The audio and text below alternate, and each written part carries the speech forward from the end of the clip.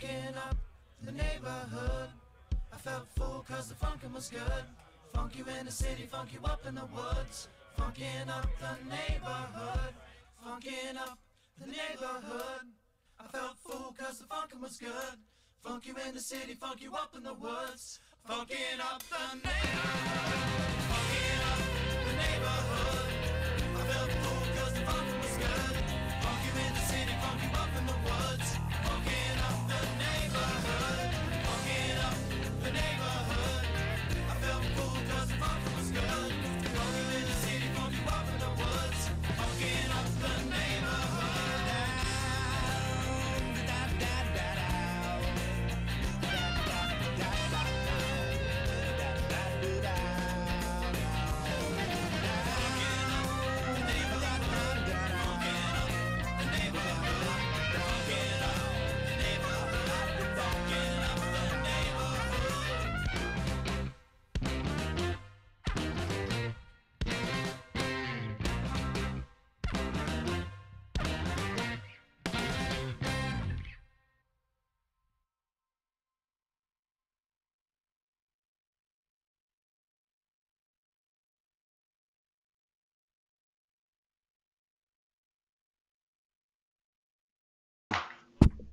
And we're live. And we're back. Welcome to the Underdog Journey. I'm Wes. This guy is David. And it's still technically Oktoberfest, so, Actually, I let's think be happy. Oktoberfest doesn't officially start until like the 21st, I think. Well, it's still technically almost Oktoberfest, so let's all eat, drink, and be merry. Eat, drink. All right. Emphasis on some more than the others. Yes. Be merry first. I don't know. Drinking usually helps, so I would say the drinking, then the merry, me too. then the eating. But I do try to avoid drinking when I'm not happy. It's just, not a path I want to go down. I'm a happy I don't drinker. drink away my sorrows. I'm a happy drinker. I think I got lucky with that. Drinking actually makes me a little happier. I'll tell you one thing I do miss about being on the agency side when I worked for an agency is when it was a Friday, you just want to go home, but you got like a whole list of things you got to do. The president would come around and he'd just pour a bourbon, and you just have a good bourbon while you're working at the office. Nice. And man, that made for a really good work day. That was actually pretty nice. I like that. Yep. Okay, I gotta shuffle some stuff around here. Sorry. Yeah. I don't know what I did. I was stupid. Oh boy. Okay, a little housework going on. So in the meantime, David. There we go. All right, we're good. We're fine. Well, it's still Oktoberfest, but I don't drink a lot of beer anymore. So I ran down to the liquor store, as you do, and I started thinking about the movie The Kingsman, and they have a part 2 of that called The Statesman. So I picked up a bottle of Old Forester Statesman bourbon. Nice. There you go. And I've never had it before, so I'm going to. So this is distilled exclusively for Statesman. So this is the Statesman bourbon now. So okay, yeah, there's a whole story on the back. There's a whole story on the back and all that stuff. Blah blah blah blah blah blah. Bourbon. Nice. Statesman by Old Forester. Nice. Sounds pretty good. Brut by Fabergé. Yeah, you got to crack that open and let us know how it is. Yeah, I'm going to try here. I should have got my knives over on the table over there. And that is to get up and get over to that. No, it's out of reach. It's a whole thing. It's dead to you. It's a debacle. Yeah. Hey, we got it open.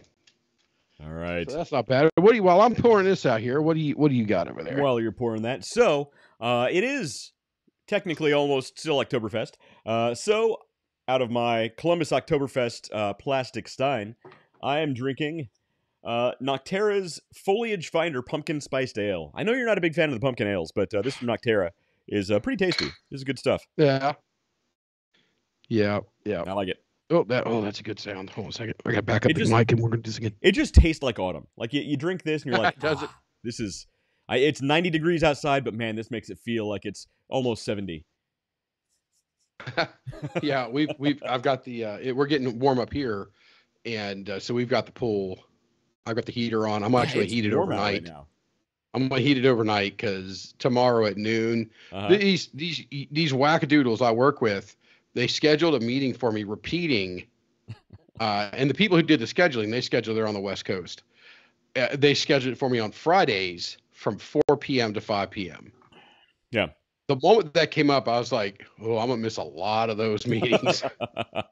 Right. Come on. I'm going to miss a whole lot of those meetings. Here we go. Ooh, I like that sound. Oh, this is a great sound. It's a beautiful sound. We got to hear that again. There you go. Oh, that's good stuff right there. That's just the way the world's supposed to be. Oh, where's my cork? There it is. You drinking that neat or on the rocks? I know you like those big. You got those big ice cubes. Yeah, I've got a backup cube here. There you go. In a little dish. Good stuff. So I've got a backup cube, but there's a cube in there. All right, let's. See, so I still can't taste very much. I tasted root beer the other day. I think I might have told you guys about that. Yeah, you said you taste root beer of all things. That's odd. There was something else. There was something else the other day I got a hint of, and I almost smelled something earlier today. When I say almost, smelled something. I almost smelled something. So it was different. No, it was the other day. It was they have the wax scentsy things that go in this, like air fresheners and whatnot. Right.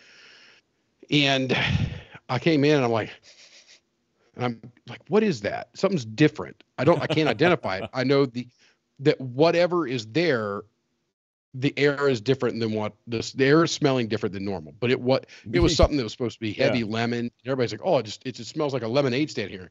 I'm like, oh, I love lemon. I love the smell of lemon. And I wish I could smell. I'm right over top of it. I'm like, nope, nothing. I can tell that this is where that's coming from. Right. But I've got the air is just different. That's all. See, here's what you got to do. You got to test it like to different levels. You need to have like super, super mild scents, and then like gradually get more intense until you get to like smelling salts, and like just to see what happens. So I actually just got a hint of that. Just a hint. Yeah. It's only the crazy thing is they come in. It comes in. It's like hit and go. Yeah. The only thing that's been steady so far is root beer, but that was good. Okay, finally getting some of that back. That's awesome. See, it's finally coming back. I thought it was like super weird that you buy this like premium bourbon and whiskey and you can't taste most of it. So that's how I roll. Look, you have good taste generally. Generally.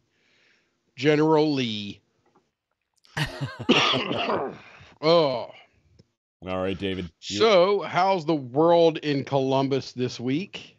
It's Oktoberfest, so I did actually make it out there. It's pretty great. Pretty awesome. See some of the pictures. That was nice. Yeah. You're missing out.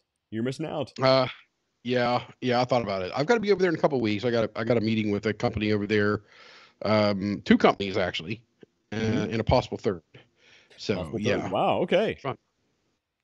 Yeah. That's next awesome. week, busy man. on Wednesday, Tuesday into Wednesday, I'm heading down south. I'm heading down to south for me. Yeah. Which is almost everything.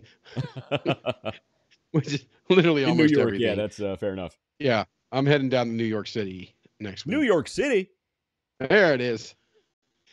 Yeah. And then I got to go back again so I tried to get everything into one meeting. I was going to go stay down there for a couple nights. Yeah. And get everything kind of boxed in one trip. Hotels in New York City are freaking expensive. Right. Okay. So when you Luckily see a your company courtyard pays for it, hopefully. Yeah. Well, I mean, you still got to be cognizant. But when you see a courtyard and a price starts at like $770, starts at a courtyard. Starts at a courtyard. Yeah. It's pretty painful. And when there's a lot of reasons for that, especially in New York City right now. New York City. There it is. There's a lot of things when you go to New York, hotels. When you go to New York, though, you got to take a bottle of Pace Picante sauce. And you got to get a good photo in Times Square with Pace Picante. And then you just leave it there because nobody actually eats this stuff. Yeah, I mean, I don't eat salsa anyway, but that would be funny. And the hotel I'm staying at is actually right on Times Square. Nice. Like, I will be able to look out my window and there will be probably a building because they'll put me in the back facing the other way. But actually, no, they usually it's a Marriott, so they usually give me pretty good rooms. They treat you pretty well at those places. Not Hilton though, not Hilton. Ah, those Hilton jerks. It's like, I walk into Hilton and like, you peasant. What do you want? Have some cake. Right, exactly. Got a song. Get this fool out of here. Blue level. Lame. Marriott. They're like, do you want a foot massage, Mr. Leffingwell? Yeah. No. Yeah, So I like it. then. No, I'll be staying right there next week. I'll be staying right there at Times Square. Nice. Which when you first start going to the NYC, just so you don't have to keep saying the that NYC, yeah. Well, that was just to keep you around to say New York City. That was all. When you start going down there, you're like, oh yeah, I stay right at Times Square, and then you're like, now can I get off to the side somewhere? Can I get over, around a little south of 57th? There's actually a hotel right on 57th that I love called the Meridian, and I like that one. It's rather quiet. It's quick and easy to get to things. I can hop on 5th and go. I can go the other. It just really makes it convenient. But that hotel's like $1,100 for one night. So, jeez. So I said, yeah, I can't do that. Yeah, I'm not sure that would be approved in your budget. Yeah, so I usually, the rules I play by when I'm looking at where I want to stay and stuff is, if I wouldn't pay for it out of my own pocket, I won't do it. Yeah, I can't do that. Right. Unless you bully me, and then then you're stuck with whatever comes up on the list first. That's just what I'm taking. Well, look, one of these days, I'm going to go to New York with you. I need the grand tour of all the places you keep telling me about, and we'll end up getting some pretty sweet rooms. So mine are this should be a David Leffingwell's tour guide to the NYC, and again, saying it just so that you don't have to keep doing the Pace Picante thing. Right. It's very refined, very boiled down, very limited, and not touristy at all. Okay, I'm okay with that. So the touristy hotspots, I got to play tour. Well, the second to the last time I was down there, I had a huge gap in the middle of the day. I had an evening meeting, but I got it done at like 10:30 in the morning. But I had an evening meeting, so I had to stick around. So I went through Times Square, and I sat on those stairs that you see in all the movies and the shows and whatnot, and just sit there, going through emails for work. Sure. We're taking some phone calls for work, and I just was like, all right, I'm being in a moment here. It's cool, man. It's a little loud. So what did I do? I walked. Never order an Uber. This is top tip number 1 from David. Okay. Never order an Uber at Times Square. Walk 2 blocks, and then order your Uber there. It will cost you half the amount and half the headache. You'll get one a lot faster, and you'll get out of there. So I walk my 2 blocks. I get my Uber. I zip up. It drops me off at the entrance to Central Park. So I walk up in the Central Park, and I'm just, I've got an earbud in, and I'm on meetings, and I just sit down, and I'll tell you what, it's fun to do, but once the sun starts going down, I avoid the, you don't want to be in the park after the sun goes down. I assume you probably don't want to hang out there after dark. Yeah, and Times Square it's bonkers during the day. Yeah, and it's 10 times the bonkers in the evening. You got to wait until like 2 a.m. before that place starts to die back down. Wow. But it's still there's still a chatter in there 24/7. It's still just always going. But I avoid all of that stuff like the plague. You won't catch me going to Rockefeller Center. Yeah. I took the wife one time to see the tree, and that's great. I'm glad you had fun with that. Please never make me do that again. Yeah. But it's the other little places. There is one spot down there I go to down at Trump Tower that there is a little bit of tourism across it just because of who owns it and lives there. Yeah. Well, it doesn't really live there, I guess. But whose name's on the side of it. And then you get people passing through. But, all the locals are all in there chilling. And that's where I go. And I love it. I love it there. It's a great time. But I try not to hit too many crazy restaurants. I like to find the little pubs. Right. Exactly. The pubs and the mom and pop Italian shops and things like that. So yeah, there's some fun stuff down there. I do need to go to Keen's Steakhouse. I want to get one of their church warden clay pipes. I need one. Wow. It's legendary for those, so I got to go there. Legend. Wait for it. Dairy intolerance. Damn, that's good bourbon dairy. Legendary. There you go. There you go. Yes, I am rewatching How I Met Your Mother, in case you're wondering. Yeah, it's funny. It's been a long time since I've seen that show, and last time I was at your place, it was on TV, and your family was all in the room too.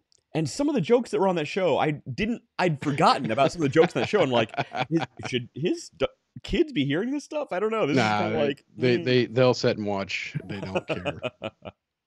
I mean, those are just what they're hearing and seeing on the TV is nothing compared to what they're hearing and seeing on the bus trip to and from school. Oh, I believe it. So, oh man, the stories that we have from my son coming home and asking us what certain words mean. We're like, oh, wait, where'd you hear that one? Oh yes. There's a person I stumbled across, and I don't want to look it up right now, but there's a person I stumbled across, and they sound like they're Scottish, maybe Irish, and they do multiple characters in their family and whatnot, and it's just absolutely hilarious. And one of the things of it is some of the words that the boy uses in the young boy in completely inappropriate ways. So it's hilarious. I'll look it up. I'll drop it in the comments or something. Yeah. That's awesome. But I don't want to take the time to look it up now. So do we have any, and this is, oh man, of all weeks, any non-political news? Non-political news. It's getting increasingly more difficult to find non-political It's tough. news. But I found some.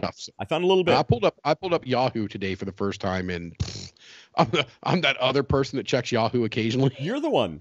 Oh yeah. We've been curious about you. Yeah, they've been trying to reach me about my car's extended warranty. But so I pulled it up today, and I'm like, all right, click. Oh yeah, this is bad. It's okay. Bias. Oh my, it has nothing to do with anything, but it's also bias. It's just on and on and on and on. And I'm Apple like, News Christmas. It's insane how biased it is. It's bonkers. So is there a way to turn that off? No, on my phone, I don't want to see. I don't want to see it. And my MacBook does the same thing. It's like, oh, here, look, Apple News. Do you want to get this free subscription? I don't want a 3-month subscription. It's trash. Yeah, no, it's baked in. I've tried. No, yeah. So the good news is it's only on my iPhone. Yeah. Really, something came up the other day on my MacBook. Oh no, it was a trial. It was on Apple something or another, and it was like, oh hey, you want something for this? I clicked no, and it didn't come back. But my iPhone does it, and luckily, I'm very strict with my phone. My work stuff is, here's my hours, and otherwise it goes over there. Right. It stays over there. I don't carry it with me. It dings and beeps, and you know what? You'll get answered on business hours. Right. That's exactly it. Well, I mean, I've been in the same situation carrying around multiple phones at all times, so I get it, man. But we do have a little bit of news that's not political, I promise. All right. So the first one, I think you're going to love this. Let me cue this up here.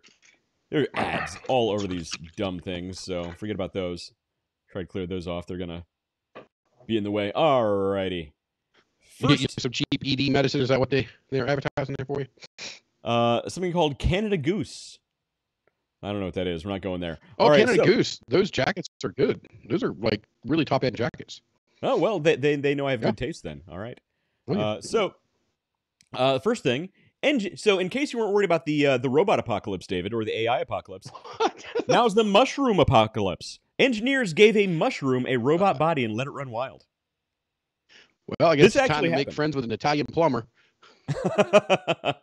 So they actually took mushroom mycelium and connected it to a robot, and just to see what it would do. And basically, what you're seeing is what it does. So there are reasons behind why they did this. One was just to see if they could.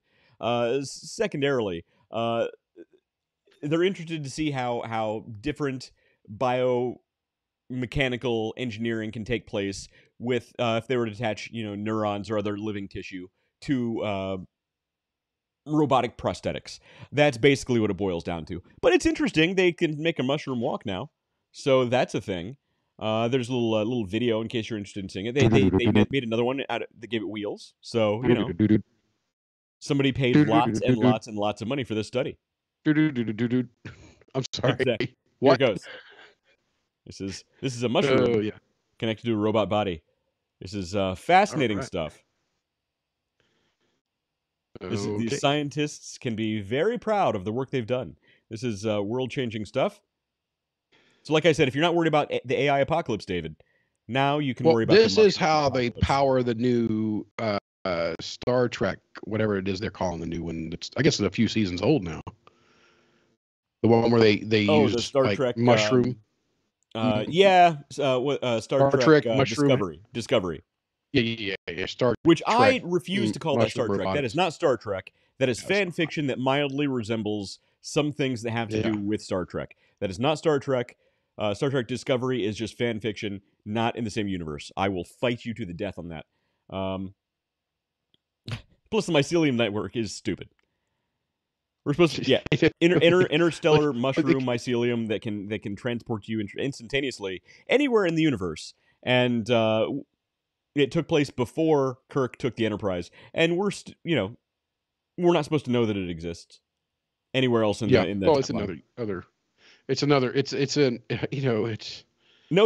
actually supposed to be in the main timeline. It's canon that it's supposed to be in the main timeline now, but it's secret, so we're not supposed to know about it apparently. But they killed it. They killed it, right? They killed it and then they brought it back. There's all kinds of stupid. It's stupid. One of the worst written sci-fi shows ever. Yeah. So anyway, mushrooms have bodies now. That's a thing. Mushroom robotic bodies. I'm telling you, make your friends. Pick your friends carefully. Italian plumbers, I called them. They're mine. Mushroom overlords would not be happy with this conversation, David. do the lizard people? Do they? So there's another theory. Okay, we got to chase this one down. Okay. Mm-hmm. And I have no idea where I was reading this. It was one of those goofy things that go by and you click on it and you're like, and then you're scratching your head like, wait a minute. Is there lizard people news that I missed?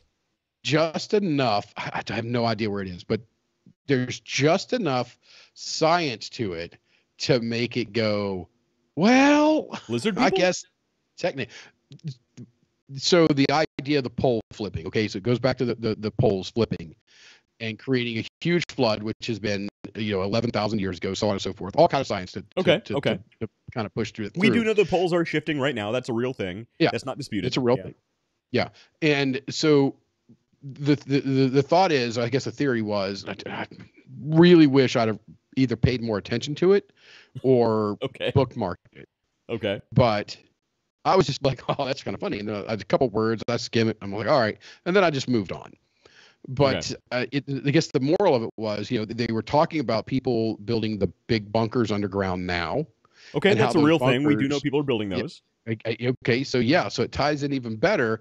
So if the poles rapidly shift and, we have 100-mile wall of water getting, just boom, and everything gets just basically wiped out instantly. These bunkers could be pushed way underground, and there could have been an evolution period where it was the reptilians that basically grew into intelligence as opposed to the mammals. Sure. And so it's just enough science to make it tangible. So that's actually from Doctor Who. Right here.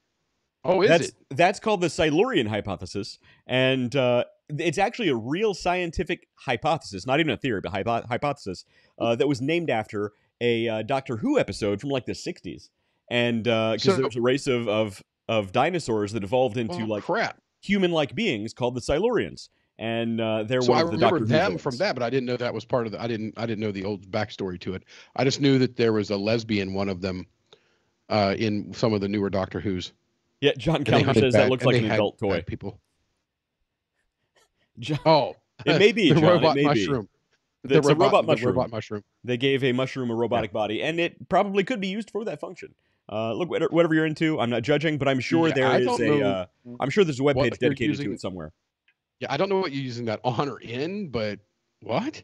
I mean, no. It's go to onlyshrooms.com. Onlyshrooms.com. Which I'll bet is a thing. I'm not gonna. We're not going there, but I'll bet it's a thing. Yeah, I'm not searching that up. Yeah, I'll leave that. I'm on enough watch lists. Viewing audience, John, that's your job. All right. So, first news article: they gave mushrooms a robot body for whatever reason they have it. All right. Next one, I know you're gonna love this, David. This is gonna be a good one. All right, fire away. No solar panels, no wind turbines, but Arrowleaf, the first tree that produces infinite energy at home. Again. Somebody teach ChatGPT what the frickin' word infinite means, because we know all this stuff is written by ChatGPT now. You can say, hey, who's this article over here? Because Mike McCain or whatever his name is. Yeah. You could claim that you wrote this, but you really just edited some ChatGPT stuff. Well, David, remember we were reviewing we were watching the release video of that the AI pin. Oh yeah. And it says it has the infinite battery. The infinite battery. I forget how or why it's supposed to be infinite. But they said it's infinite. Yeah. So this provides infinite energy. Now look, I will say I did read this ahead. I just like the article because I knew it would drive you crazy. It's not actually a tree. It's basically a tree-like artistic sculpture with these little tiny wind turbines all over it. And that's how it gathers the energy. It's basically has all these tiny little windmills on it. Again, you're right. I don't think they understand what the word infinite means. Yeah. But I don't mind this. I don't mind this from an artistic standpoint. You have this can be a decoration. And if it powers just enough to power the lights to shine on it overnight, then you know what? Mission accomplished. Great job. That's it. But it might power that little light bulb to be on forever. Yeah, maybe. Where's that light? Where's that? Well, that's where you use energy storage system protected by Lion Tamer to make sure your lithium-ion batteries are safe. Right. Fair enough. Fair enough. So there's a light bulb out there that's been burning for over 100 years or something like that. People probably laughed at that when they had their back then when they had their podcast. People were like, look at this bulb that's gonna last 100 years. What possibly it does? It's only got a half a watt of power. It's not even enough to read a manuscript by. But yeah. So that bulb is actually a real thing. I forget where it is, but I'm pretty sure that's one of the first bulbs to use a bamboo filament. Which is funny. They had a bamboo filament back then that is still burning now, and we can't produce a CFL that's supposed to last 10 years that lasts more than 6 months. They tell you on the package lasts 10 years. 6 months later, you got to replace the dumb thing. Yeah, I don't use any. Like I didn't allow any CFLs in my house. Right, no, we have them because it's almost impossible to buy normal light bulbs now. So we pretty much have to. I use LED. I use LED lights. LED are much better. You're right. They're much better. Like the people who lived in this house before me, everything was CFL. I came in and took every effing CFL out. Actually had to change fixtures because they were like these weird prong things. I'm like, all right, screw this. I'm not sticking with CFL. Bye. I do not want that crap in my house. I'm not going to trade off crappy light bulbs, for crappy light bulbs are also full of mercury. Like, yes, it literally says on the packaging that you need to call like the hazmat unit if you break one in your house. Yeah. Yeah, I remember busting those things in sword fights when I was young. the long ones. That explains a lot, David. Uh-huh. Mercury poisoning at its best. All right. So I basically I thought you'd like the headline on that one. No solar panels, no wind turbines. What? It is a freaking wind turbine. Right, exactly. No wind turbines. It literally is a series of wind turbines. It's not a wind turbine. It's multiple. It's many little tiny wind turbines that produces infinite energy at home. Infinite energy. That's what it says. Infinite energy. Brought to you in part by Arrowleaf. Arrowleaf, full of dumbasses. You're right. This whole thing was written by AI. So this is all AI. All right. So this next one I think you'll like. Which power your iPhone with poop. Almost. Actually, no, this is a pretty good one. This is actually a good one. Scientists just discovered that eating blueberries will make you smarter and significantly improve your memory. So I need to start eating a shit ton of blueberries. That's basically what this boils down to. Okay. It has nothing to do with us. I just like blueberries, so I thought I'd add it. Yeah. We went blueberry picking. I think it was last year. I don't think I went this year. I rank that up there with apple picking.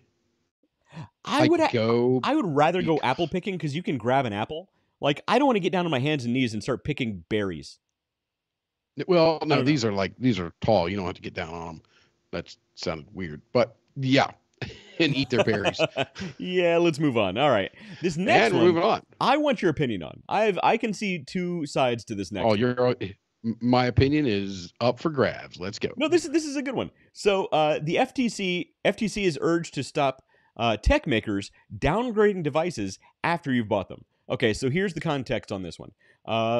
Some brick devices they'd rather not support kill apps and drive function and apps that drive function or add post-sale subscriptions. Basically, what's happening is certain devices, after you buy them, the company no longer supports that device. Or certain apps, they no longer support the app. So it's just not useful anymore, even though you paid for it. Other things, other devices, like certain cameras and things like that had free use functionality, will require you, if you sell the device to a third party or to another person, make that person buy a subscription to be able to use that device or app or whatever. And what this they're going to back themselves into a corner. So this is a group of users. Okay, go ahead. This is a group of users who are petitioning the FTC to say tech companies can no longer do this. And I have two opinions on this, but I want to hear your opinion.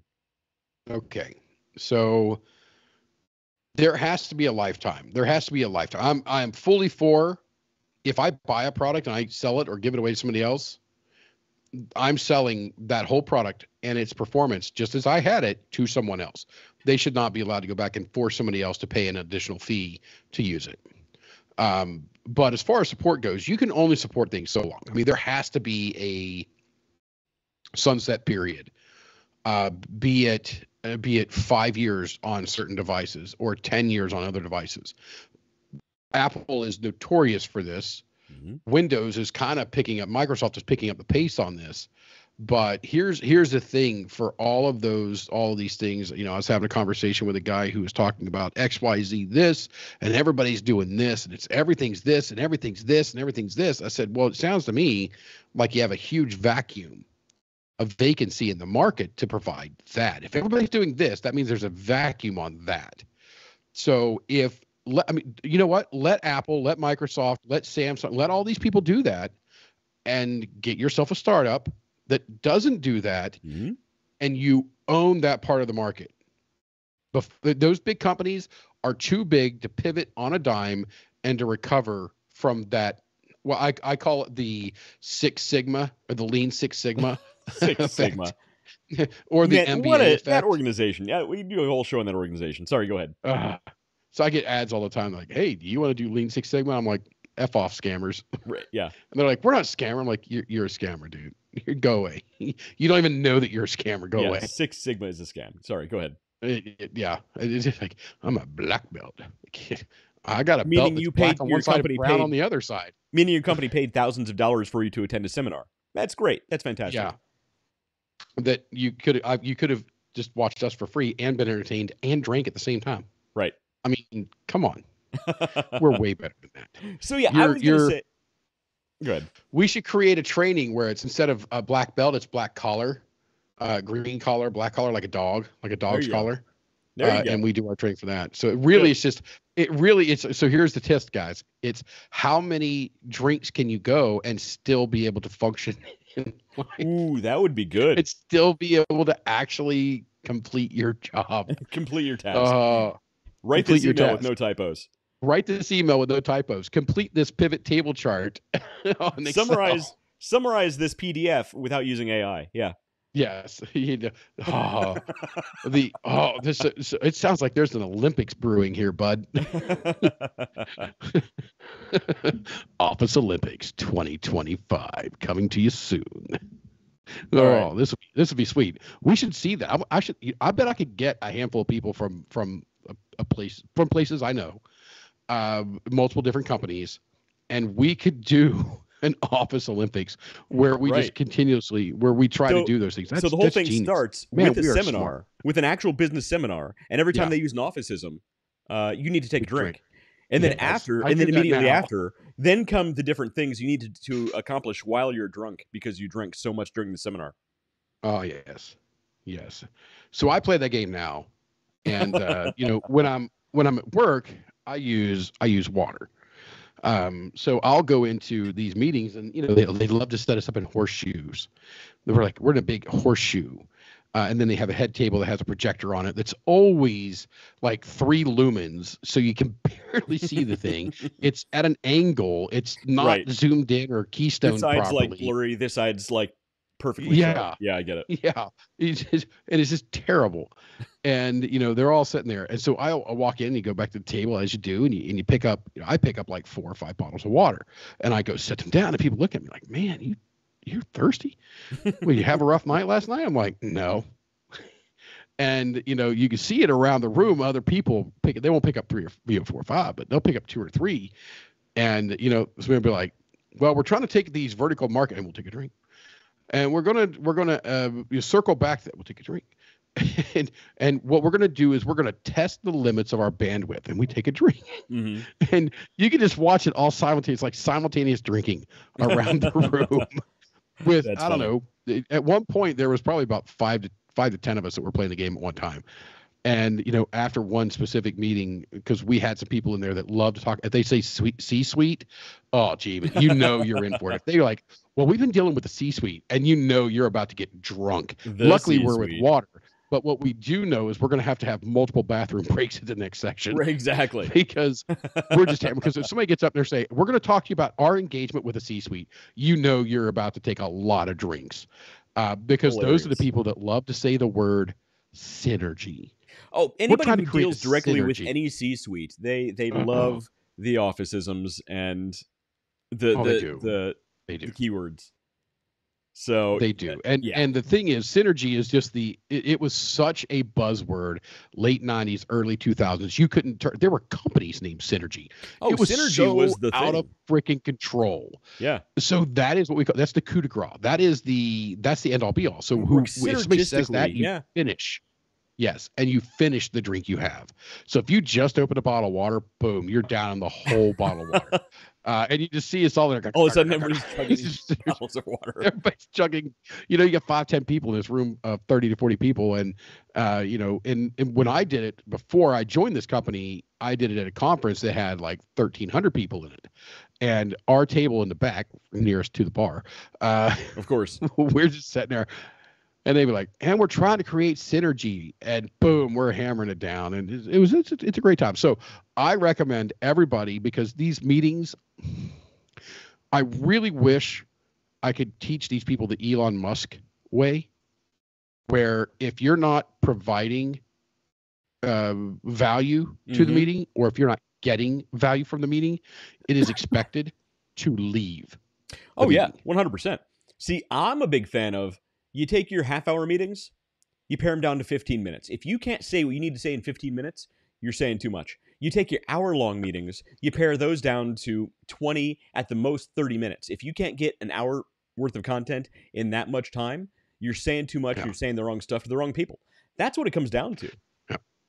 Yeah. In fact, and most you've probably meetings, got 10 people in the room that don't need to be there. Right. And if your meeting can be an email, it should absolutely be an email. I cannot wait until I am actually the top C in a C-suite, so I can tell people, C-suite. Can this meeting be an email? Yeah. Okay. Goodbye. That's what it needs to be. Yeah.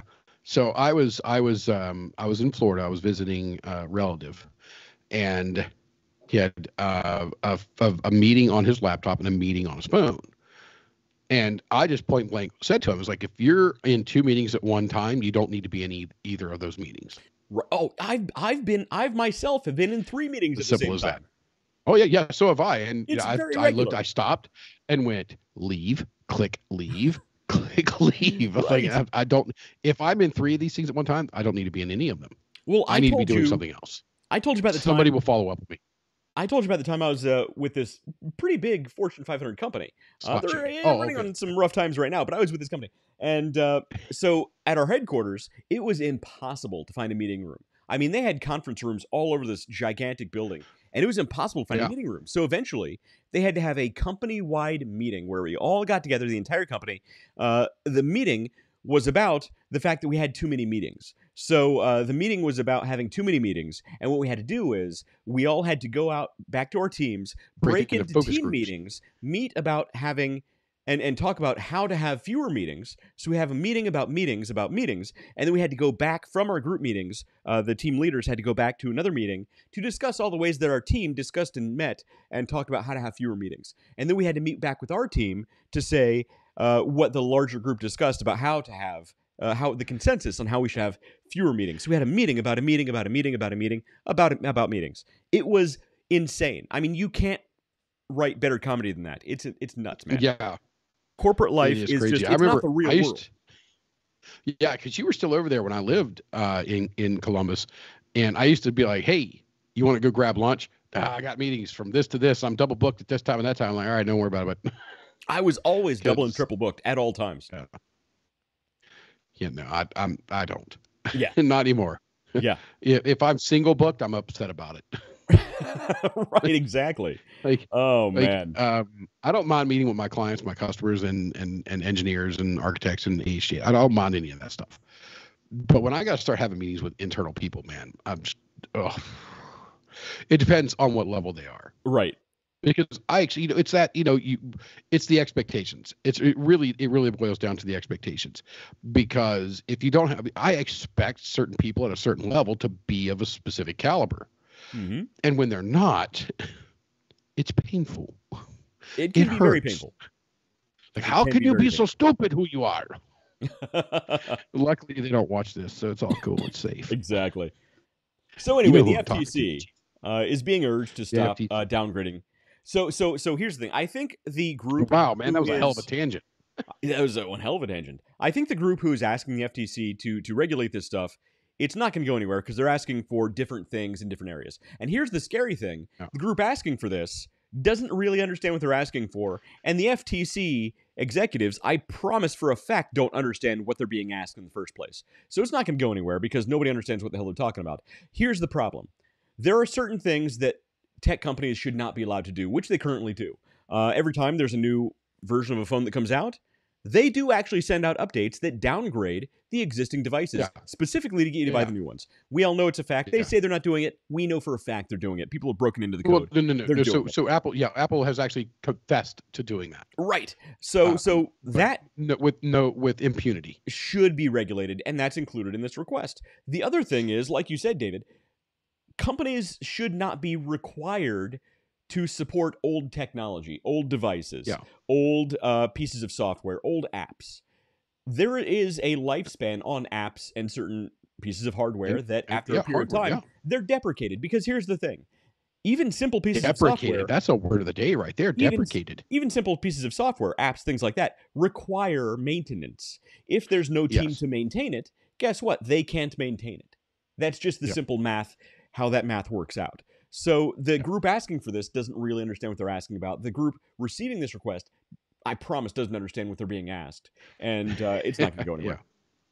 So, I think, some expectations on lifetimes so that you can get proper sunset expectations is absolutely logical.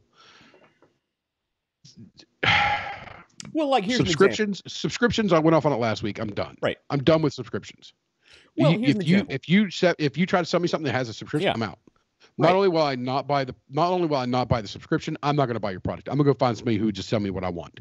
I'm done. Well, and that's it. And there are certain things that you can get. They're going to work forever, and over a period of time, they're going to work less reliably than newer technology, and you expect that. But there's certain things like software and hardware that is software that requires certain pieces of software. That software requires maintenance from those companies, and companies shouldn't be required to maintain old software that most people aren't using anymore, right? Yeah. So some cases they can, but to a limited extent. Overall, here's an example. I don't play video games very often, but there's an app that I've been playing since 2016. They announced 2 weeks ago that they're going to be applying end of service to the game. They're not going to maintain the game. They're going to kill from the App Store. End of life. Because guess what? They are they call it EOS, end of service, and they don't have the revenue stream to maintain the game, so they're just going to kill it.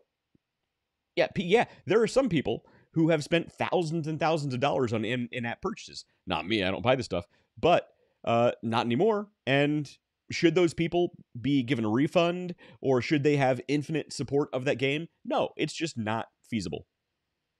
It's not feasible, which is why you shouldn't pay for spending the money on the game. Which is why you shouldn't pay. Like I get on to Noah, I look at his bank statement. I'm like, dude, you're spending like $150, $200 a month in freaking PlayStation. What the hell are you doing? Right.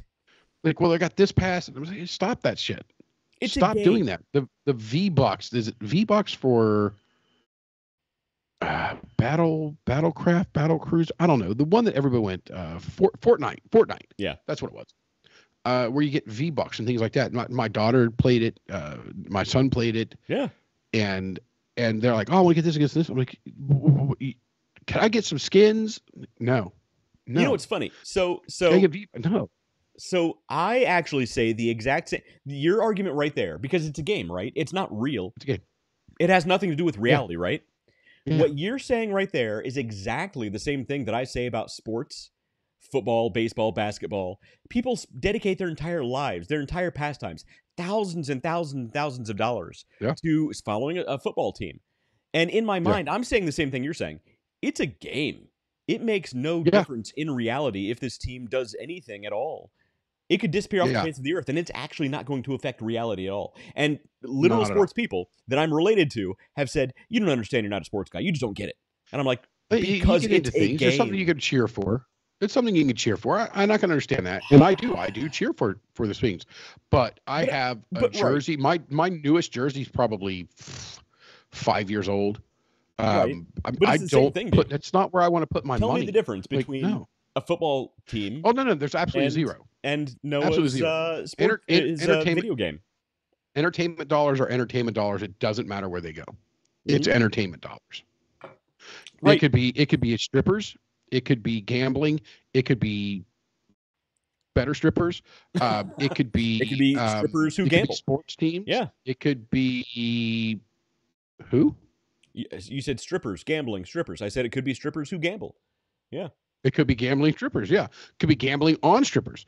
Could be gambling with strippers. Could be strippers gambling. I mean, whatever combination. I think every time you're really with a stripper, it's kind of the same thing as gambling. If you take gambling, probably. It's you're gonna lose a lot of money either way. Yes. Yeah. But and in the same results. So I've long contested that if we didn't focus, if football, baseball, and basketball, just those three sports, forget the rest, just those three sports, if they didn't exist and we dedicated all that time and energy and thought process to like science and academics, we would be living on Mars right now. We'd be a multi-planetary society right now. I don't think so, but for the people that do that, what you're saying is this is where Mr. Musk and myself, my boy Elon, where we differ is I'm not looking for every blood, sweat, and tear out of them. I want people to disconnect. I want people to enjoy football. Do I really want to go nuts over it? But I want people to enjoy football. I want people. I'll fight that to the death. People Absolutely. take it too far. Absolutely. Too far. It is crazy. They're Uh-oh. David froze. We lost David. David, you might, if you can hear me, blink. No. All right. You might have to call back in, David. Something is happening. There you are. Can you hear me? Yeah, there we go. Yeah, all right, you're back. Like this whole thing just came and said, so I'm guessing my son, who I've been talking about, is now fired up one of those games and just put a sap on my bandwidth. Taking up all your bandwidth. What I would like to actually use bandwidth in a real sentence right now without drinking because yes, and I don't have to drink because that's actual data bandwidth. What I could do is in my router, I could go and set the block on the window to where I can put my MAC address in and say I want 500 megabytes of down and 12 megabytes of the upload speed dedicated to this device during this period of time. Yeah. And that way I can reserve it. So I might do that going forward. So if they've got to buffer a little bit of their HD videos they're watching and games they're playing around the house. So for this, because I have gigabit you're on Skype, you only need 50 down and 10 up. Just an FYI. Yeah. So Okay. not that much. Yeah, I've got 100 or a gigabit, so it's 1012 meg down, and I think 20 or 25 upload speed. So it's pretty good. Not bad. You're doing okay, as we say. All right, so yeah, that's the news. So FTC. Not political. I happen to agree with you. The people don't know what they're asking for, and the people they're asking don't know what they're being asked. Right, exactly. I would say that's a safe assumption. So while that is news, it's not going You can't anywhere. support everything, and the bottom line is don't waste your money on that stupid shit, man. Right. Don't. I played a game. It's not on this. It might be on the iPad. When I was sitting in the hospital, I played that game. I kept seeing where it must have had the dumbest human beings on the planet. It's like, oh, here's and you're running straight forward, and you run through and you shoot things that have like multiply your people by 3, and then get a better machine gun. Those games you're are trying to take scam. out. Never ever download those games, by the way. So I did. I downloaded it on my iPad because I'm sitting in the hospital. I got nothing else to do. But I didn't pay for anything. I have no cards attached to it. There's nothing, and it's already been uninstalled. Okay, I was going to say what I do is I play a game, and then I uninstall the damn things. Here's the problem with those. I hate this. So those games are specifically a scam, not to take your money, but your data. So those games have the same terms of service like Temu, where it's in the terms of service that everything on your phone, all of your tap data, which means everything you're typing into your phone, all your photos, all your everything. All the websites you visit, all your login information from every website you visit. Yeah, if it wants to see the porn data on my iPad, go for it. So there's logging your bank on your phone. That's what they have access to. That's I have on my phone, but not on my iPad. Yeah. So on my phones, so I got the Motorola Razr, and so on it there's. Cool phone. I like it. I got tired of carrying the Note around, which was just a massive the smaller form phone. factor when it collapses. Exactly. So it collapses down, so I can function a whole phone just from the front screen.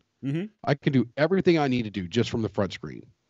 And I like this. I got last year's model instead of this year's model because it has a metal back, and this year's model comes out with vegan leather. There's no such thing as vegan leather. You mean plastic? Vegan leather. You mean plastic. You mean a byproduct of oil. Right, vegan leather. Vegan leather. Dumbass. That's hilarious. This is how stupid people are.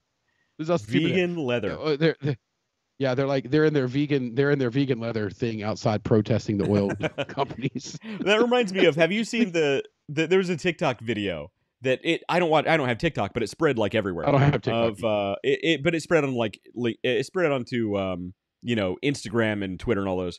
But it was this vegan guy who was making the justification that when he drank strawberry milk, it was okay because it's strawberry milk. So it's vegan. Yeah. And so it's vegan. Dude, they're still vegan. Vegan. Yeah. Vegan leather is pretty funny though. I like the one where the guy got sent a vegan hamburger and he's eating. He's like, man, this is the best thing ever. This is the best. Are you sure this is all vegan? Yeah. The cow only ever ate grass. Right, exactly. Look. And the guy's like, stop him mid-bite like, what? It's a vegan burger. The burger itself was vegan. Yeah, the burger, the thing that made the burger was vegan. It didn't eat any meat. I mean. That's awesome. That's pretty funny. That was a good one too. Yeah, because Impossible I want to go to are terrible. By the way, no. You should never eat any of that stuff. Oh no, that stuff is so bad. I tried them when Burger King got the Impossible Whopper. They're not good. Yeah. No, they can no. So just looking at the ingredients, I'm not full blown hippie at all. Close. Never mind. I won't use that joke. Yeah. There's a hippies and blowing. I'm just all right. No. But I have gotten a lot more conscious.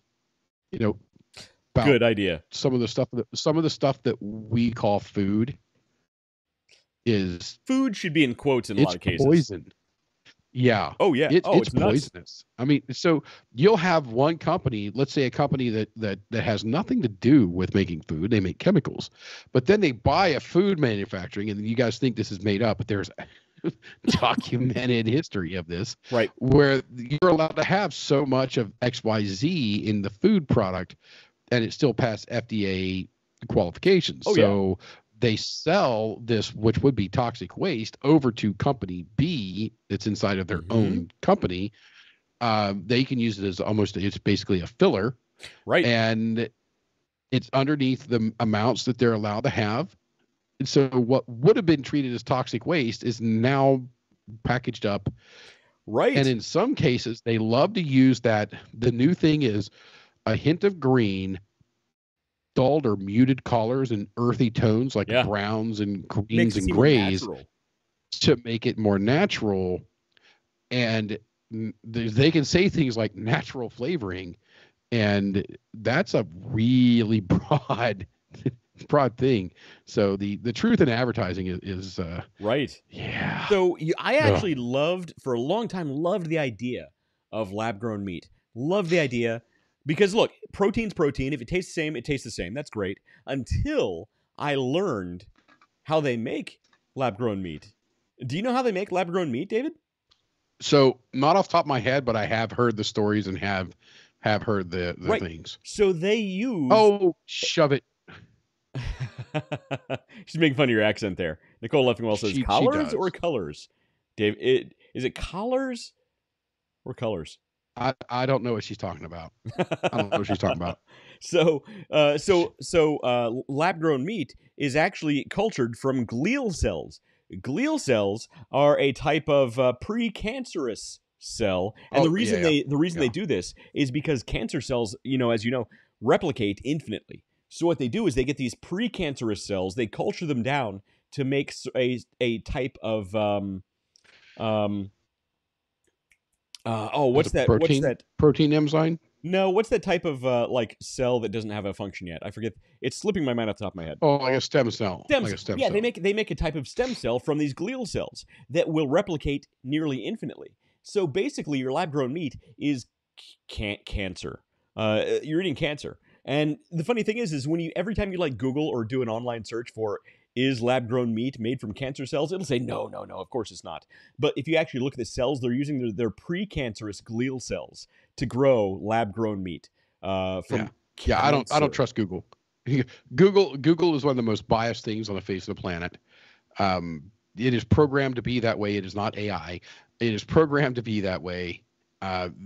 It tells you will get from Google what the lizard people want you to get from Google. Well, Patrick Kadzikowicki, I'm killing your name here, buddy. If that's your real name, says Dave is king, and Patrick, you shouldn't say things like that to David because it will inflate his head, and he will have more health issues because of it. I like this guy. He is absolutely correct. Yeah, he's not. I'm still pretty sure that's Matt, though. It might actually be Matt Harmon. That sounds like a Matt Harmonism. He says, come to Trump Bar, NYC. You might know this guy, actually. Nicole Leffingwell says, barf, barf, barf. Yeah, we're talking about it, yeah. So, yeah, Patrick, don't ever say things like that to David. Here's what I've learned over the years. If at all possible, never, ever, ever tell David that he's right about anything. If he is, you just hope he doesn't notice and you kind of ignore it. I know that I'm right. Don't worry about it. That's why you never tell You don't have to tell me. I know that I'm right. Exactly. Oh, Patrick. No, Pat. Oh, dude. I know. I know. This guy's awesome. Yes. Heck yeah. I'll be there next Wednesday, bud. I'll see you down there next Wednesday. All right. He's holding a microphone. He might do... Patrick, do you do any kind of...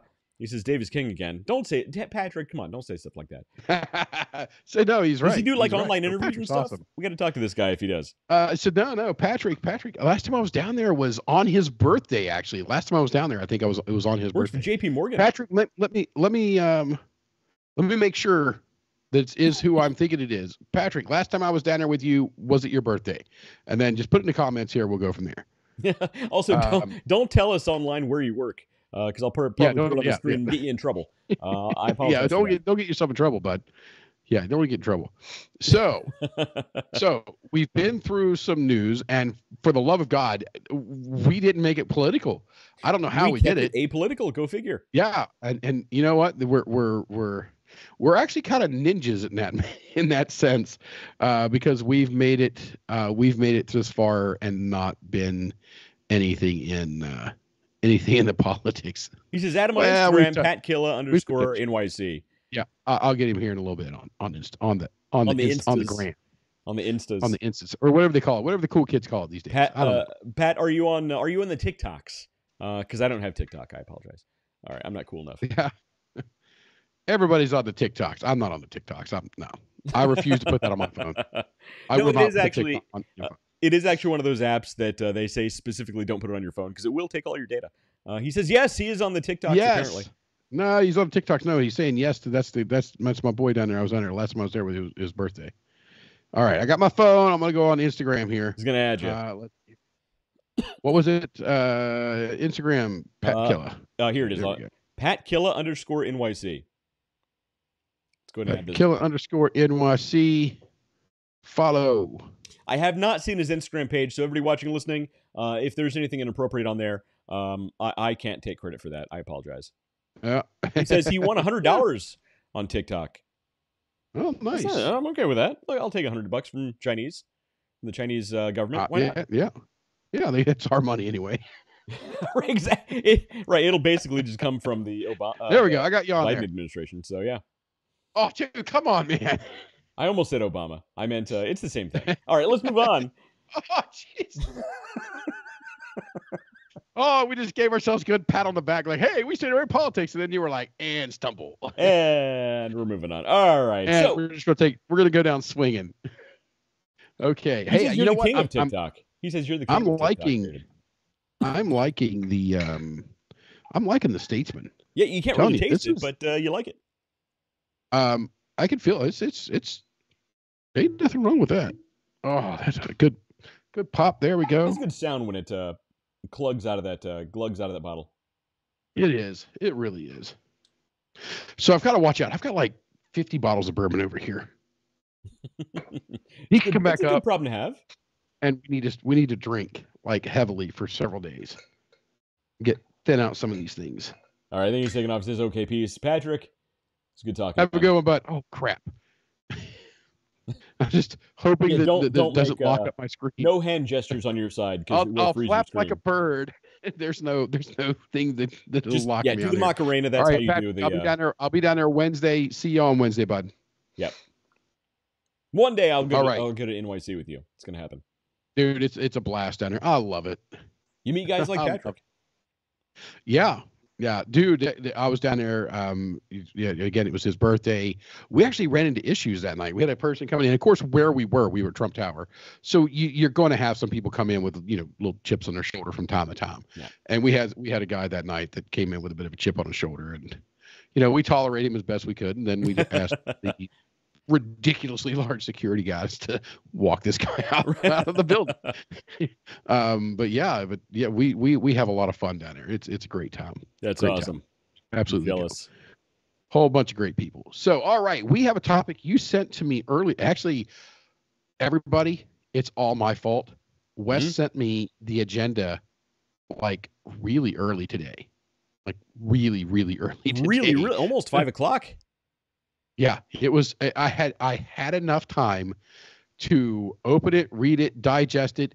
I seen that he sent me an agenda, and I never touched it. So, well, the whatever third Thursday, second Thursday, I don't know, whatever Thursday it is of the month that this one is, I have a standing 6 p.m. meeting with a team out of Australia. So I work through the day, and then I have a small gap, and then I've got to jump on for about another 45 minutes to an hour sometimes. And then I rolled right into setting up all the lights and everything. I don't even remember what the name of the agenda is. Fair enough. Neither do I. But it's luckily I have the email right here. Yeah. So for all of West's very hard work on these shows, we thank him a lot, and I piss on all of his efforts by not following the agenda. Agenda schmenda. So by the way, if you want to read the full agenda as a blog post, go to torchdynamic.com and you can check it out. So I post all of them there as blog posts. I'm actually going to start making these as individual pieces of content also for LinkedIn. So be prepared for that. Haven't done it yet, but I'm going to. So today's agenda basically comes down to a conversation I had with you and Matt a few weeks ago, maybe it was a couple months ago, about you don't sell a product, you sell the emotion attached to that product. Right? Oh, yeah. Okay, yeah. I remember this conversation. So this is all about connecting to your audience through emotional branding. That's it. So you don't sell a product, you sell the emotion attached to it. And we've always heard sort of a variation of this. There's the old saying, you don't sell the steak, you sell the sizzle. It's kind of the same thing, right? Dude, just saying that right now, I know exactly what that is. The steak, you don't sell the steak, you sell the sizzle. And that, I mean, just immediately the sound came into my head. That's it. I can't really smell, but I know the smell that I'm thinking of. And I know that I want it. My mouth is watering a little bit just from the word. I mean, that's a great word, sizzle. Sizzle. And that's old. I mean, that's probably from like, the original Mad Men days of like the 50s. Yeah. So like, but it still holds because the sizzle is the emotion, the feeling that you get from it, the visceral feeling of like, man, that sizzling steak sounds awesome. Because we can all picture that in our heads. We all get the smell in our nostrils, if they still work, David. We can all like just imagine what that actually is. So you don't sell the steak, you sell the sizzle. You don't sell the product, you sell the emotion attached to that product, right? Mm-hmm. So here's the thing. When doesn't matter what you sell, product, service, whatever. You are there to solve a problem. You are there to solve a specific problem. Now, the best way to do that is identifying the emotion attached to that problem. Because everybody, they're pissed off that their sink is clogged. A plumber can take advantage of that if they market it appropriately.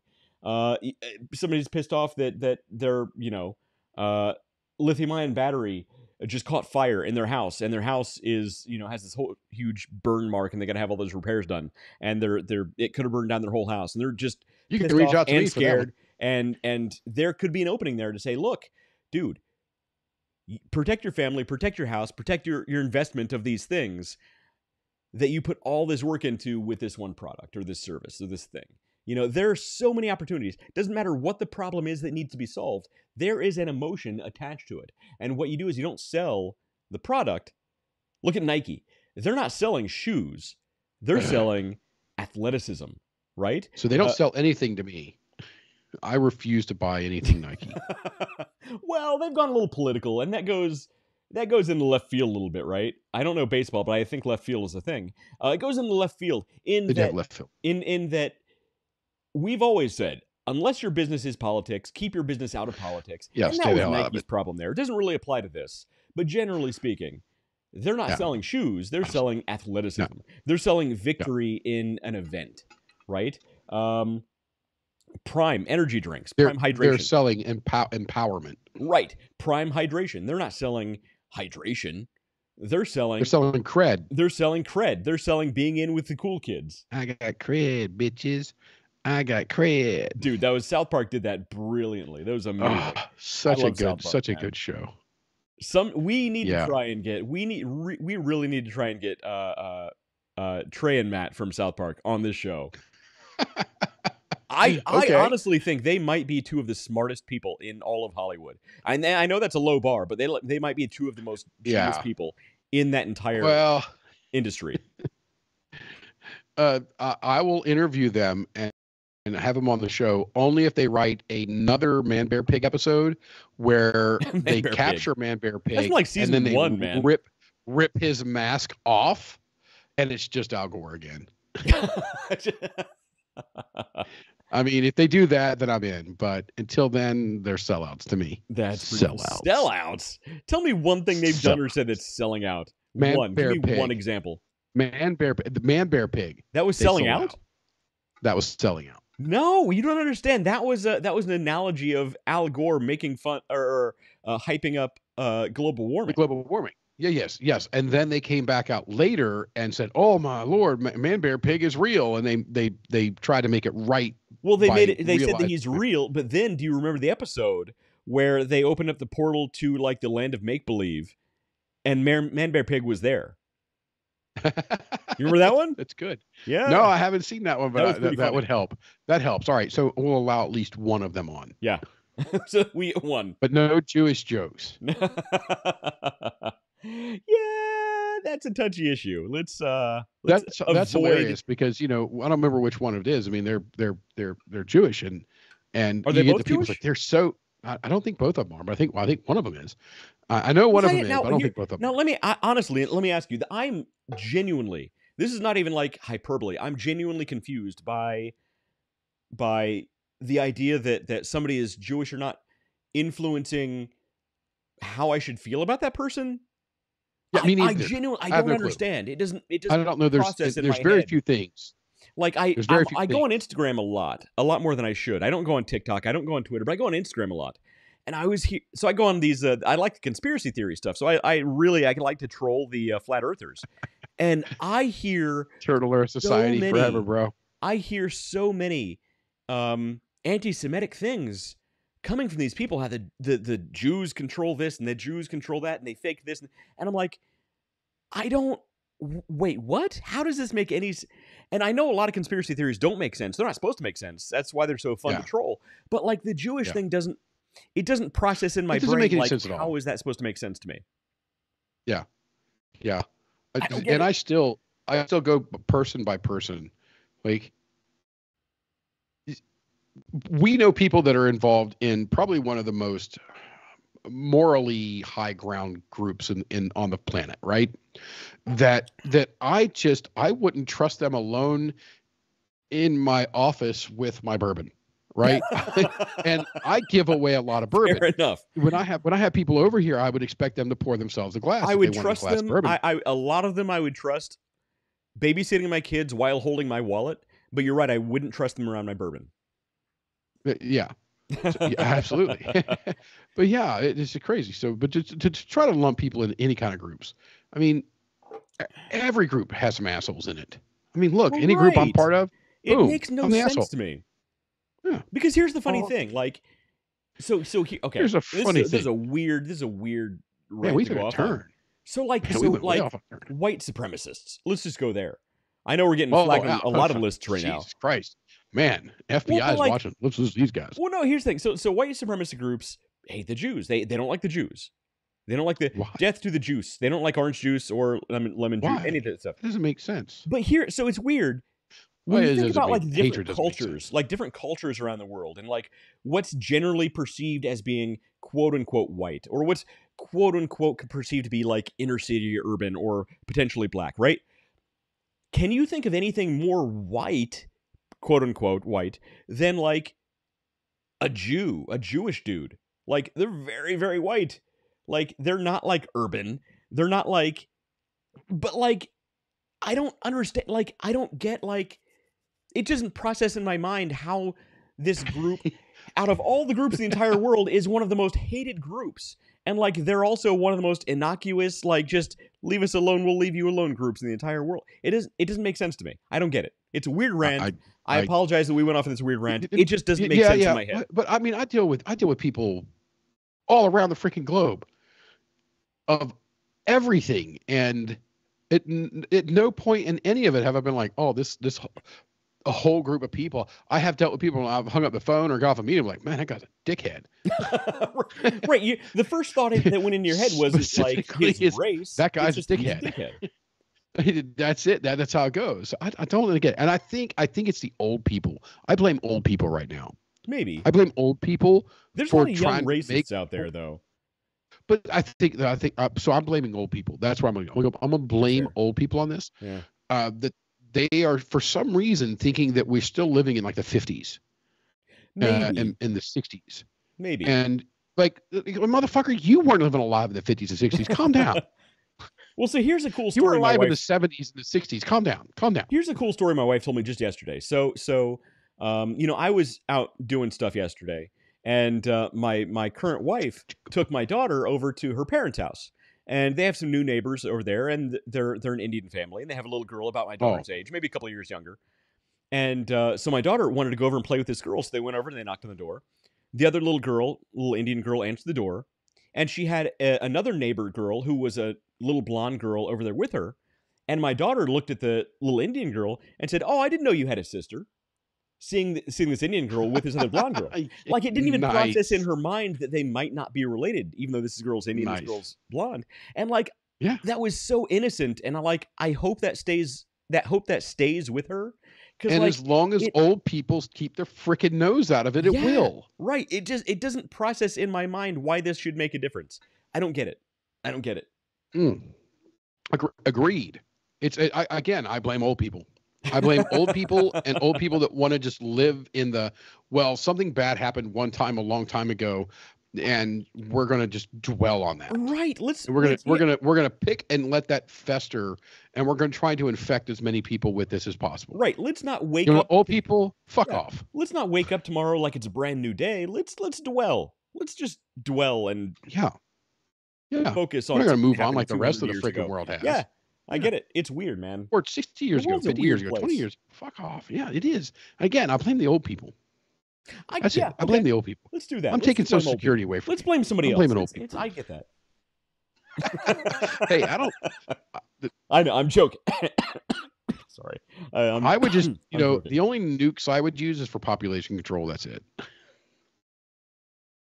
And by the way, when I'm coughing, I'm hitting the cough button so nobody else can hear it. I apologize. I'm coughing in your ear, David. But yeah. Oh, so they can't hear me. Okay. No, they can hear you. I hit my cough button so they can't hear me cough. They can still hear you talk. Okay. All right. All right. Weird so tangents. Let's move on. Connect with your audience through emotional branding. Connect with your audience through random ass tangents. Oh, that's good. So I have found, and this is, I guess, is a special skill of mine. I can derail anyone because they can go in with the agenda. They think that I'm here to talk about this, and they want to dwell, and they want to speak with this emotion, and I will take them on a journey, and I'll have them. I've literally been in a car on the way to a cigar lounge, and the guy just kind of shook his head. He's like, we just had a great conversation. He's like, I don't know why I just told you all that stuff, and I'm like, that's your sales. No, it's because we're cool. See, I'm like, no, this is cool. Let's go get a cigar now. See, I don't receive that. Nobody opens up to me like that because I don't have that salesy, sort of personable thing. I have the thing where people like, let's just drive in silence while we both listen to separate podcasts. It's very different from what you receive from people. Yeah, it's a talent. It's a talent, really. It's a skill. I need to work on that. I used to be very personable, and now I'm cynical. I'm a cynical asshole, and I embrace that. I'm very good at it. Wes is the one I got off the meeting with. Was like, what a dickhead. Exactly. That sounds right. I'll accept it. I bet there are many people who've got off the phone with me like, what a dickhead. What a prick. Yeah, no, I know for a fact I've gotten off phone calls, and people were like, yeah, that dude's a dick. I'm not talking to him anymore. I've been in many of those conversations. Indeed. All right. So, emotional branding. Cool. So think of any brand in the entire world, and you can associate any big brand anyway, and you can always associate what their brand is going for, right? Whether it's nostalgia, whether it's love, whether it's a feeling of accomplishment, whether it's a feeling of embracing something that you want them to embrace. Solving a problem and selling a product are all about connecting with that emotion. Okay, I agree. And we're talking about emotions, so David, you're in sales. How do you use this? Because you're a very facts-driven person, but at the same time, you also have to drive that. So you're up more B2B sales, but yours is also, hey, protect your investment. Protect this. Yeah. You're feeding off of. So I've done B2B, but I've also done B2C. I've done the B2C, which is business to customer and business to business for those of you in Rio Linda. And that's, if you get that reference, then high five. But rest in peace, Rush. Yeah. So on that note, we were talking about emotions, and I think we take 10 seconds of dead air here. I mean, just straight up 10 seconds of dead air.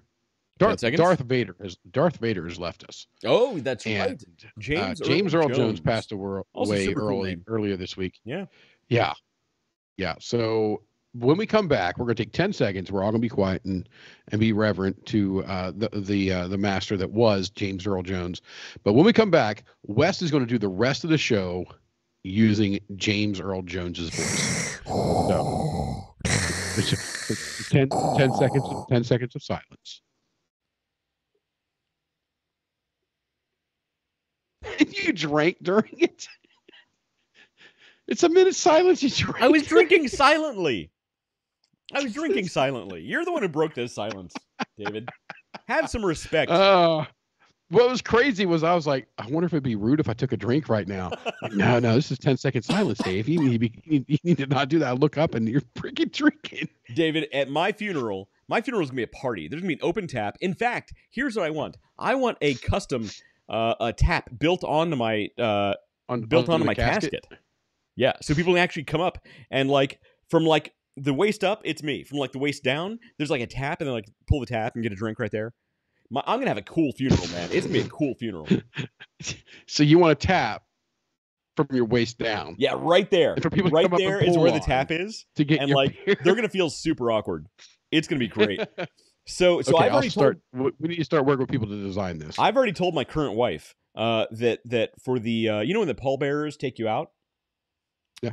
I need Kim Howard says, "Hey y'all, hey Kim, how's it going? It's been a while. What up, dog?" So I've already told my current wife, the pallbearers, when they take me out, I need the Benny Hill theme song. Yes.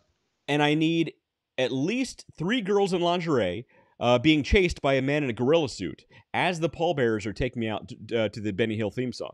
She knows this. That I'm going to write this down. I'm going to put it in a legal will. Also, at some point during the funeral, I need Always Look on the Bright Side of Life from Monty Python playing. I love that song. Yeah. Exactly. I need it. It's going to happen. So I'm going to have a super cool funeral. You are invited if you live longer than me. But at this rate, I don't know. I'm dead in 6 months, bud. I ain't worried about that. I'm not going to make it. We'll see. Go on without me, bud. I've already written your eulogy. It's going to happen. Oh, you've already written mine? Okay, that's comforting and a lot of creepy. I've already written your eulogy. I put a lot of thought into this, David. I told Nikki the other day, I was like, I got 6 months at best. That's about where I'm going to be at. Kim Howard says I need to add midgets. So Kim says you need to add midgets. I don't think we can call them midgets anymore. I think we need to say hobbits. Hobbits? What do you call little people? What's the politically correct? That just sounds rude. See, I think midgets sounds less rude than little people. I believe it is all in the intent. It is all in. If you're one to belittle somebody, what words to use.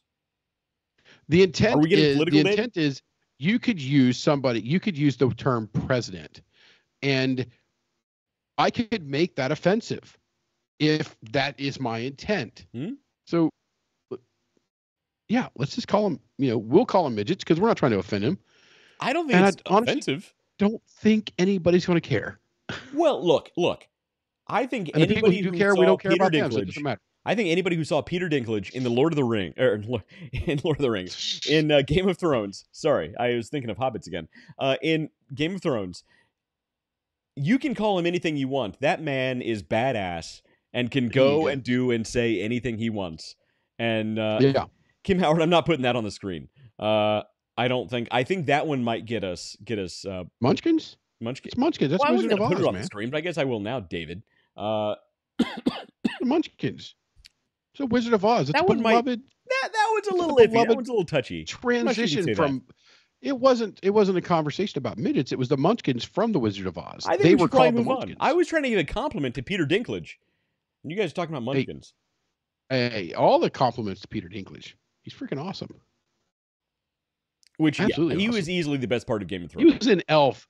He was in Elf too. He's probably one of the best parts of Elf. Say what you want. Elf was a great movie. I'm not one of those fanboys, but Elf was a great movie. She says Wizard of Oz was awesome. It was actually pretty awesome, and I have played it to the Dark Side of the Moon. Kim, I know you have too. I wasn't overly impressed. I thought it was, it was fun. Kim, what'd you think of it? I know you've done it, Kim. So I just started learning how to play Comfortably Numb.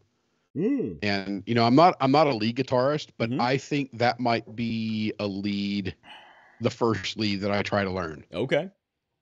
Yeah. Because who's that? Gilmore. I mean, he's just freaking amazing. Pink Floyd got me through high school. I saw Roger Waters in concert, and it was one of the best concerts of my entire life. Pink Floyd's amazing. Yeah. Mine was Metallica. I saw Metallica in high school too. I saw him at the Polaris Amphitheater back when that was a thing. Oh, dude, we need more amphitheaters that are not controlled by iHeartRadio or Clear Channel or who's the other company now that owns like all of the freaking stadiums? Not the LC. Is the LC Living Community something?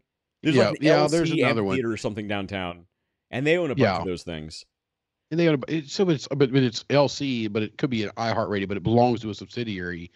And they're the ones who got in all the public trouble recently about price gouging and, Roger Waters was a god. Roger Waters. I don't care for his political views, but man, he is. His music is amazing. Yeah. So LC, are they owned by? They're not owned by Ticketmaster, are they? So that's it. I was just thinking, who is, because Ticketmaster is one of the big people that manage and runs a lot of these things out there, which is how they basically just fleece. So if you're not a major player in music, they have made it so complicated to become big in music now. If you don't have the stamp, you're not getting it. And then people who absolutely do not deserve. So here's the call to everybody: go see a local band this week. Go see a local band. Go see a local band at a local. Just go see them. Right. Support your local. There's a $10 cover, whatever it is. Just pay the freaking $10. I'm all about supporting local, whatever it is. Yes. Whether it's beer, whether it's bourbon, whether it's a band, whether it's a cigar shop. Yeah. Support local. That's it. Yeah. That's what the world needs right now, here. Because all these giant companies. I'm not one of those guys, but like all these giant companies are pushing out all this shit. Because when you try to be everything closer, though. When you push out everything to everyone, it makes you it drags us all down. Support local as much as possible in every case. It doesn't matter what it is. So I don't. I mean, I'm not one of those people either that are like, screw the men. But I'm getting closer. And I'm still not one of those hate the rich people. Because you take good fortune. Don't look good fortune in the horse in the mouth, and love it. Congratulations to you. Not bitter towards them at all. But these massive companies like Rock Black and Guard Van, those people, I'm done. Right. I actually check to see, like, when I do certain things, to see how much of the company that those two, there's a third one too, but they're not as big a player. Those are the two big players. I check before I like buy things and do stuff to see how much that company is owned by them. Right. And if it's too much, I don't buy it. I'm out. I'm done. I'm just that's an extra step most people don't go through. But I always, I would rather have a local shitty beer than like a big national brand that is undoubtedly a better beer. I will rather have. I want to buy local. Yeah. I want to support local. Yeah. Yep. In all cases. So I, look, here's an example. What you want to do is if you have a dog, what you want to do is you want to go to underdogplus.com. Underdogplus.com. Pick up some brew bones. We have the peanut butter. We got right now we have the pumpkin spice, which are next level, dude. My house always smells amazing because we're making the pumpkin spice. Get the pumpkin spice, get the apple crunch, and get the apple bacon. Right now, we're actually selling at a few different locations. One of our locations, we are their top seller. I was actually told recently we're their top seller, and they can't keep our stuff in stock. So good problem to have. Go to underdogplus.com, and your dog will thank you. 20% of all of our profits go to local pet rescues. This is not a get-rich-quick scheme for me. This is not a moneymaker for me. 20% of our profits go to local pet rescues. This is helping dogs, helping pups in need. If you have a dog... Kim Howard says she got her Underdog t-shirt. She has it on right now. Kim, thank you, by the way. Nice. I have one of my Underdog t-shirts on. I got my Underdog t-shirt on. There you go. Go to underdogplus.com. Pick up a cool t-shirt. We got some cool ones on there. And go to underdogjourney.com. And you can find some t-shirts that aren't even on the rest of the site. It's a hidden site. Go to underdogjourney.com. And there are some t-shirts that are only available there. There. And not available anywhere else. We might have a brainstorming session here in the near future to create, 4 or 5 new t-shirts to get out on the website. I got a couple. So I have a couple designs. I have Sharpen Your Axe t-shirt that I haven't released yet that I'm going to put on there soon. Oh, dude, that's awesome. I have the when was the best time to plant a tree? That's going to go up soon. I've been working on that one for a while. I don't know. I haven't put it up yet, but I'm going to put that up soon. That's crazy because you've been using that quote since literally episode 1. Yeah, David, when was the best time to plant a tree? What are we on that? 30 years ago. When is the second best time to plant a tree? Right now. That's it. Doesn't matter what your plan is. Doesn't matter what your goal is. It's never too late. The best time to do it, it was 30 years ago. The second best time to do it is right now. Tomorrow is too late. Do it right now. So that's another T-shirt coming out very, very soon. Tonight, we are actually on episode number 219. 219.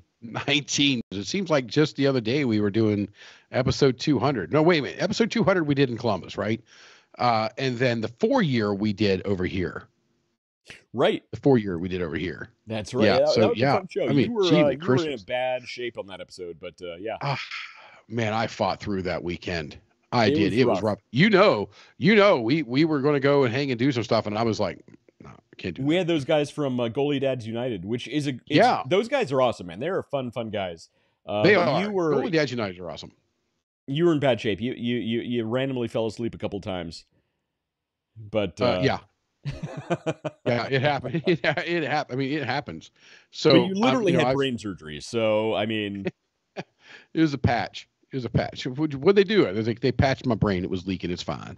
It's all right. No big deal. So I talked to my boss. He's like, David, you're the only person I know who talks about brain surgery like they just put stitches in your finger or something, man. Right.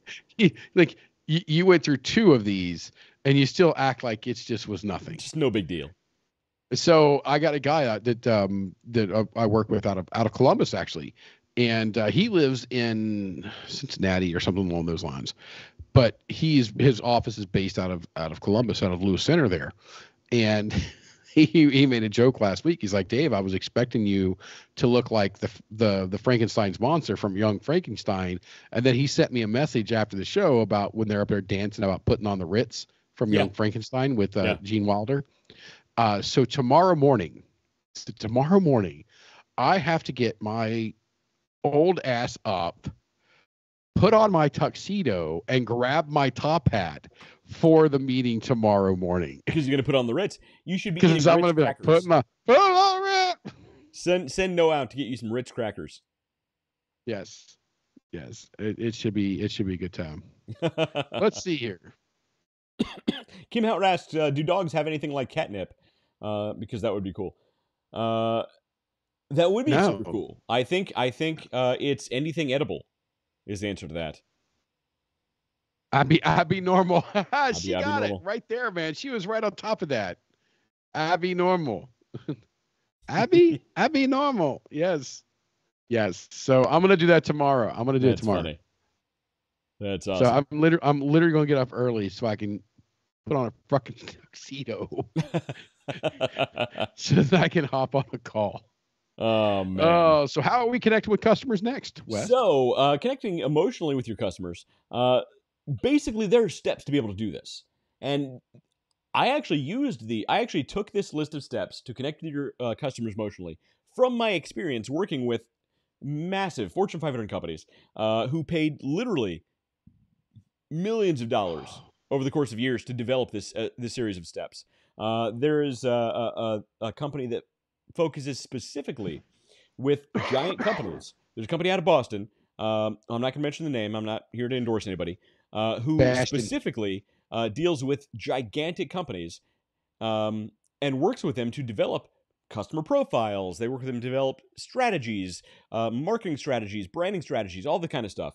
And these are exactly the steps they use. This is the inside sauce to a lot of big companies spending a lot of money. Kim Howard, it's your bedtime. It's your bedtime. Well, that's Kim, not cool. It was good seeing you. Thanks for joining us. It's been a while. Yeah. You got to join next time. Cool. So I know Matt misses you when Matt is here. Kim, he talks about you often, which is weird. It's weird. Weirdly. We're going to set something up. Don't worry. Really weirdly. I'm saying like creepy. So anyway. Like Abby normal. Abby normal. There you go. Like Abby normal. So anyway, the first step in mastering emotional branding, right, is number one, obviously, it's coming from us. Know your audience.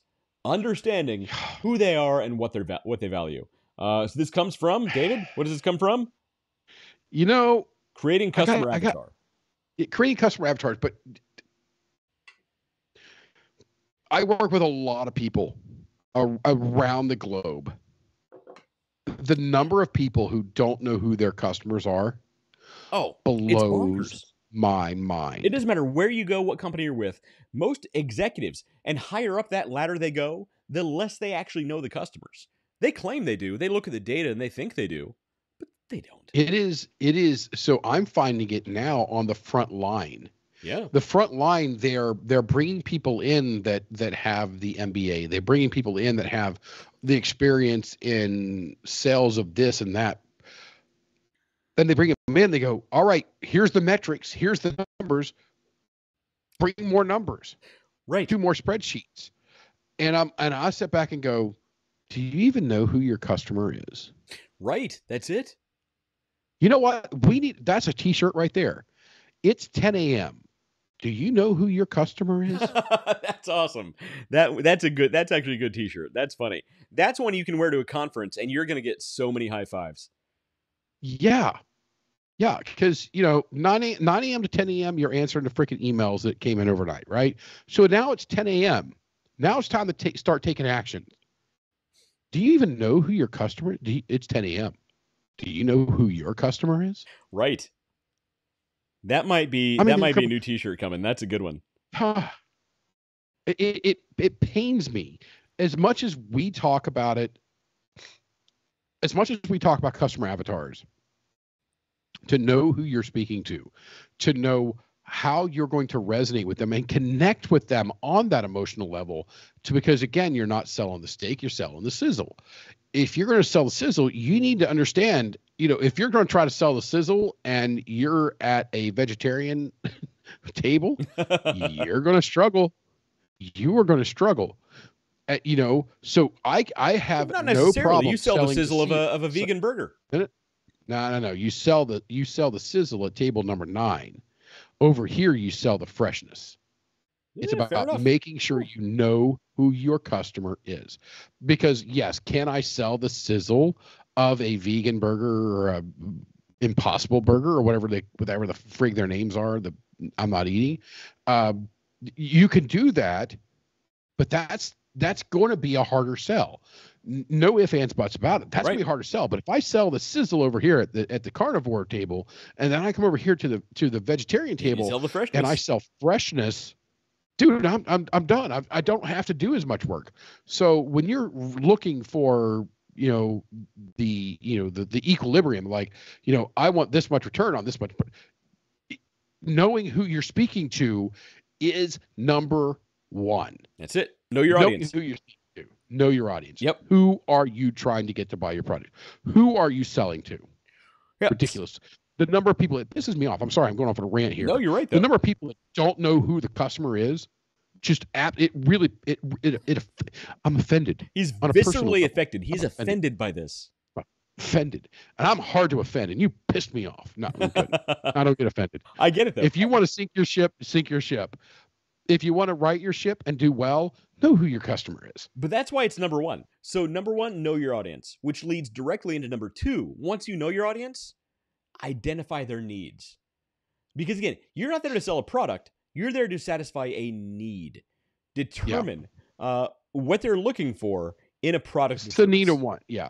It's the need and the want. Those are the two things. And I've done this. I've been in the meetings where like, why do people buy? And everybody in the room goes, needs or wants. Like, and the guy at front's like, it's not needs or wants. I'm like, yeah, it is. It's a need or a want, but that's it. It's like, what you're trying to do is like, no, it's a need or a want. I know you're going to try to spin it 15 different freaking ways. Oh, you froze. Oh, David froze again. All right, there you are. You're back. Oh, you're back. I'm back. And I'm back. It just said it here. I don't know why. This is the only... You know what? Next week, I'm going to try a different computer and just kind of see what happens. Oh, you're on your Mac right now? Yeah, I'm on the Mac right now. I know you. I don't know if it has something to do with... Well, I love my MacBook. Both of them. I have a work MacBook and a personal MacBook now.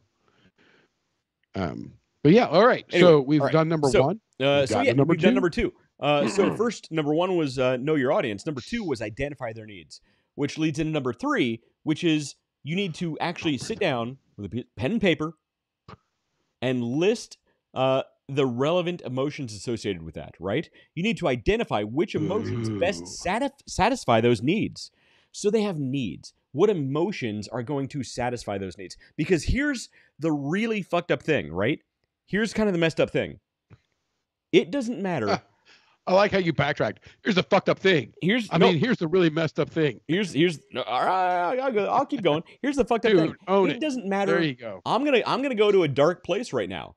I'm gonna go to a place where scammers can really take advantage of this, and this is how scammers do take advantage of you. It doesn't matter what your product or service is. If you can satisfy an emotion, you're going to make a sale. So you actually need to sit down and physically write down a list of the relevant emotions that can satisfy those needs. That's number three. List the relevant emotions. Because if you can satisfy those, guess what? You're going to make that sale. We could technically stop at number three, but we're going to move on. There's actually 10 of these. So number three is list the relevant emotions associated with that need. Which leads into number four, of course, which is select the primary emotions, okay? You need to select the primary number one emotion. What are you going for? Again, Nike's not selling shoes. They're selling athleticism. They're selling victory. They're selling that feeling that you get when you win that cheating. race. You can't use the word victory when talking about Nike. That's cheating. How's that cheating? Nike is the goddess. Nike is the goddess of victory. You can't use victory when she's talking about Nike. Literally the goddess of victory in the Greek pantheon. I don't think that the Nike swoosh should be able to be trademarked. Well, they came up with the swoosh. I saw the movie.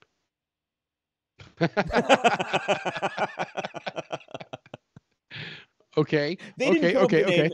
And by the way, in the Greek, it's Nike, not Nike. But they did appropriate the name. Maybe the Greeks should be offended by this.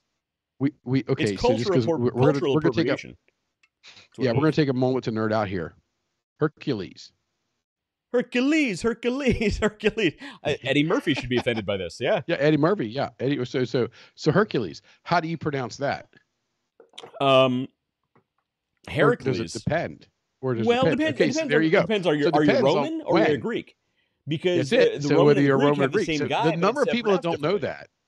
Yeah, exactly. The number of people that don't know that blows me away. Although, the fact that I bring it up in standard conversation is weird the fact that you bring it up in standard conversation, I know what you're obviously talking about. It says a lot about both of us. Yes, it does. I'm like, so there's movies like they're talking about. Oh, he's the son of Zeus. I was like, well, then it would have been Heracles. Right. Exactly. Yeah. And they're like, what? I'm like, Zeus was the king of the Greek gods.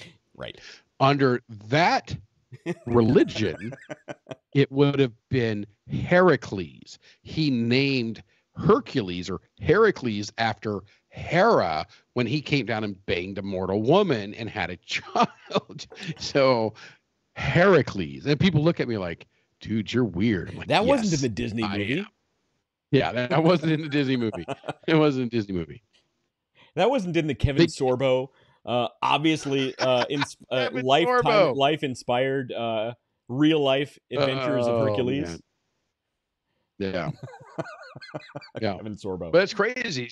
People know him by Hercules when he was Heracles before. So it really gets me. Weird rant. It's a weird rant, but that is one of those rants that only like you and I know. 50 nerds across the country are like, oh yeah. Right. 50 nerds and like 5,000 historians are like, oh yeah, they're right. Yeah, they're not watching this show. The nerds might be watching the show. The historians are like, yeah, you're right, but I'm still not watching you. All right. So for some reason, that was number 4. List the primary emotion associated with the list of emotions you just made about their needs, which leads into number 5. Again, this is a progression here. Number 5 is Create a mood board. This sounds like hippy-dippy nonsense baloney, but it's true. Here's what you want to do. I'm telling you, people spend 7 figures on doing with agencies who do this. They will create a mood board of the mood associated with that emotion that is directly associated with that need that is going to satisfy your audience's desires, okay? Create a mood board. This is going to be essentially a branding exercise. You're going to brand this mood, this emotion.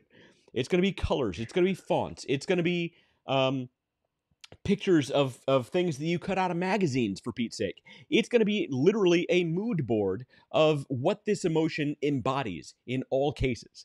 And you're going to use this later on for different numbers in this course. But this is actually something you want to do. This is actually a real good exercise. It sounds like nonsense, but it's really going to help. I have never done this. I have never actually sat down and done this. I've done it, but I haven't done it. When I was writing this agenda, I honestly sat down and was like, you know what? We could sell this as an exercise to really big companies and actually have executives sitting down with a pair of like blunt elementary school scissors and Elmer's safety glue, scissors, creating mood boards, and they would get so much out of this, dude. They would get more information out of this course from this list of items than 100 meetings with than 4 years team. in MBA school. That's what I'm telling you. This is good. This is actually real good information. You need to create a mood board. This is number 5. A mood board of that specific emotion that you pulled out of that list that's associated with those needs that's going to solve that problem. All these are progressive, okay? Which leads directly to number 6. After you create the mood board, test for accuracy, okay? Take this mood board, okay? And then feed it to a series of audiences with that emotion and say, what do you feel from this mood board? Does it make you feel happiness? Does it make you feel victorious? Does it make you feel the people at Pizza Hut sad? need to reach out to us ASAP. The people at Pizza Hut need to reach out to us ASAP. We got it. You've been on this Pizza Hut thing for a while, man. Dude, you are the more I think in on this Pizza Hut thing. Dude, I've known you for years, and you're like, Pizza Hut, man. Freaking Pizza Hut. I could put Pizza Hut back on top. I could put Pizza Hut back on top in 18 months. It's funny, you're on Pizza Hut. I'm thinking MySpace. Oh, dude, MySpace. We could crush MySpace, man. MySpace doesn't have to. MySpace doesn't reinvent itself. MySpace just has to relaunch. Whoever owns MySpace, okay, you need to put David and I in charge of the relaunch, and we will put you on top. We will have you flying. Yeah. We will crush X. We will crush. Yeah, we will crush TikTok. Yeah. We will crush my Facebook. We will absolutely. We could put MySpace literally on the top of social media. Guaranteed. Easy. If I had I could look. I have kids. I have a family I got to feed. Right. I would literally take every penny that I own right now and say, and bet it on the Las Vegas market and say, you put me in charge of MySpace relaunch, I will make it successful. I would take every penny I own. I would take my kids' college fund. I won't take every penny because I have a daughter named Penny, so I won't bet that. It's an easy bet. We could kill MySpace. Oh, we crush. We crush. The social media landscape would not recover for decades. Yeah. They'd be like, holy hellfire. We did not expect to get our asses kicked from that front at all. Right. But because we would follow this formula. But Pizza Hut, call me. We would follow this exact formula, okay? So I'm not even joking. So after you create the mood boards, test for accuracy. Take that mood board and show it to people. Sit your family down, sit your friends down.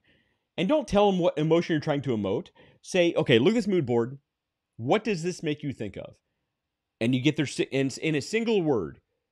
What does this make you think of?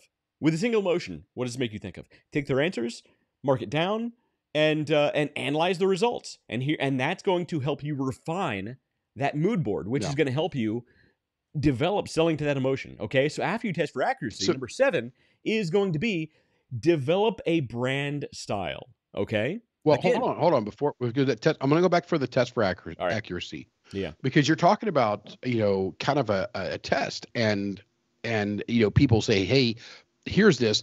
I need 1 word. I need 3 words. I need 5 words. I need an emotion word. I need, and so on and so forth. It is a huge gap, a blind spot of epic proportions that leadership in big business has. Everything that is fed to them is fed to them on the Excel spreadsheet spoon. And if it's not revenue and projections and margin, they have a hard time digesting it. But if you were to actually take this and boil it down and do something that you could feed these leaders, I mean, all of these results you could easily priceless. So every one of these results, and we can do this in a different episode, in a different show, but we can take every one of these results and easily put them into a cloud graph. I think that'd be great. We haven't done one of those shows in a long time where we've pulled up our Excel or pulled up graphs and things like that. We haven't done one of those in a long time. The C-suite and executives love a graph. So look, you can put every one of these in a bar graph, in a pie chart, in a who doesn't love a Venn diagram? I like a cloud graph. I like the 4-quadrant cloud graph. I think that's valuable. Do not ever. I'm going to say this as bluntly as I can, looking directly at the camera. I can't say this with more sternness or severity. Do not ever, for the love of all that is holy in the universe, the camera. Do not ever use a word cloud. Word clouds are not an analytical tool, you idiot. Executives love word clouds. And I could rant about this forever. Word clouds are the dumbest piece of garbage, and they're used so often by gigantic companies, by gigantic marketing firms, by gigantic third parties who come to executives and say, here's a word cloud of these fancy words, and the bigger the word, the more important it is. So just look at the big words. Don't look at the little words. Word clouds are garbage. If you use a word cloud, if I'm an executive and you use a word cloud around me, I will immediately kick you out of the room. I'll have security come in and walk you out of the building and kick you as they kick you out of the front door. Because word clouds are garbage. Security's going to be here in a moment. They're going to rough you up on the way out. I cannot be more passionate about that. Don't do it. So what's funny is Wes has actually had this almost verbatim rant in the past about word clouds. I hate word clouds. Yes. I've been and we all should. I've been with gigantic companies that companies I was with paid, I'm not even joking, paid companies, consulting companies, 7 figures or more for word clouds. For word clouds. And I'm like, you idiots. Like, why? No. Why? So here's, it gets me because I see the wasteful spending on one hand, and then I see the don't spend money on things that are revenue producing on the left hand, and then the it's okay, we'll dump $5 million into this thing that's just dumb as shit on the right hand. And you just sit there going, for $5 million, I could have done I could have brought in $100 million or $200 million worth of business with $5 million in marketing. You give me 1/10 of that, on this I will stupid produce shit. 10 times. You give me 1/10 of that, I will produce 10 times the result. It's bananas. Look, and earlier on I mentioned cloud graphs. Cloud graphs are not the same as a word cloud. Okay, very different. We're talking about like a magic quadrant, something like that. Google a magic quadrant. I'm not going to get into it. They're very, very valuable. Do not ever use a word cloud around me because I will get violent. Yeah. I will get violent. That's all I have to say. I find your lack of faith disturbing. I find your lack of word clouds disturbing. I find your abuse of word clouds disturbing. Hilarious. All right. We should create a word cloud about how BS word clouds are and make that a t-shirt. Word cloud sucks. It just says sucks. It's just really one big word. Word cloud sucks. Exactly. It's just one big word. It just sucks. We're going to make that a t-shirt and wear it to conferences. It's going to be awesome. All right. So yes, it's going to be great. For some reason, I'll make sure I wear it somewhere where they're going to have talk about word clouds. All right. That was a weird tangent. But so after you test for accuracy, you need to develop a brand style, right? So take this mood board you created and take the parts of the mood board that tested correctly the way you wanted them to go. These parts of the mood board. What am I to say, por favor? Boy. We need to All go right. back and back and back. What are we doing here? Mood board. We have brought that topic up. We've said that many times. Yep. Break down a mood board.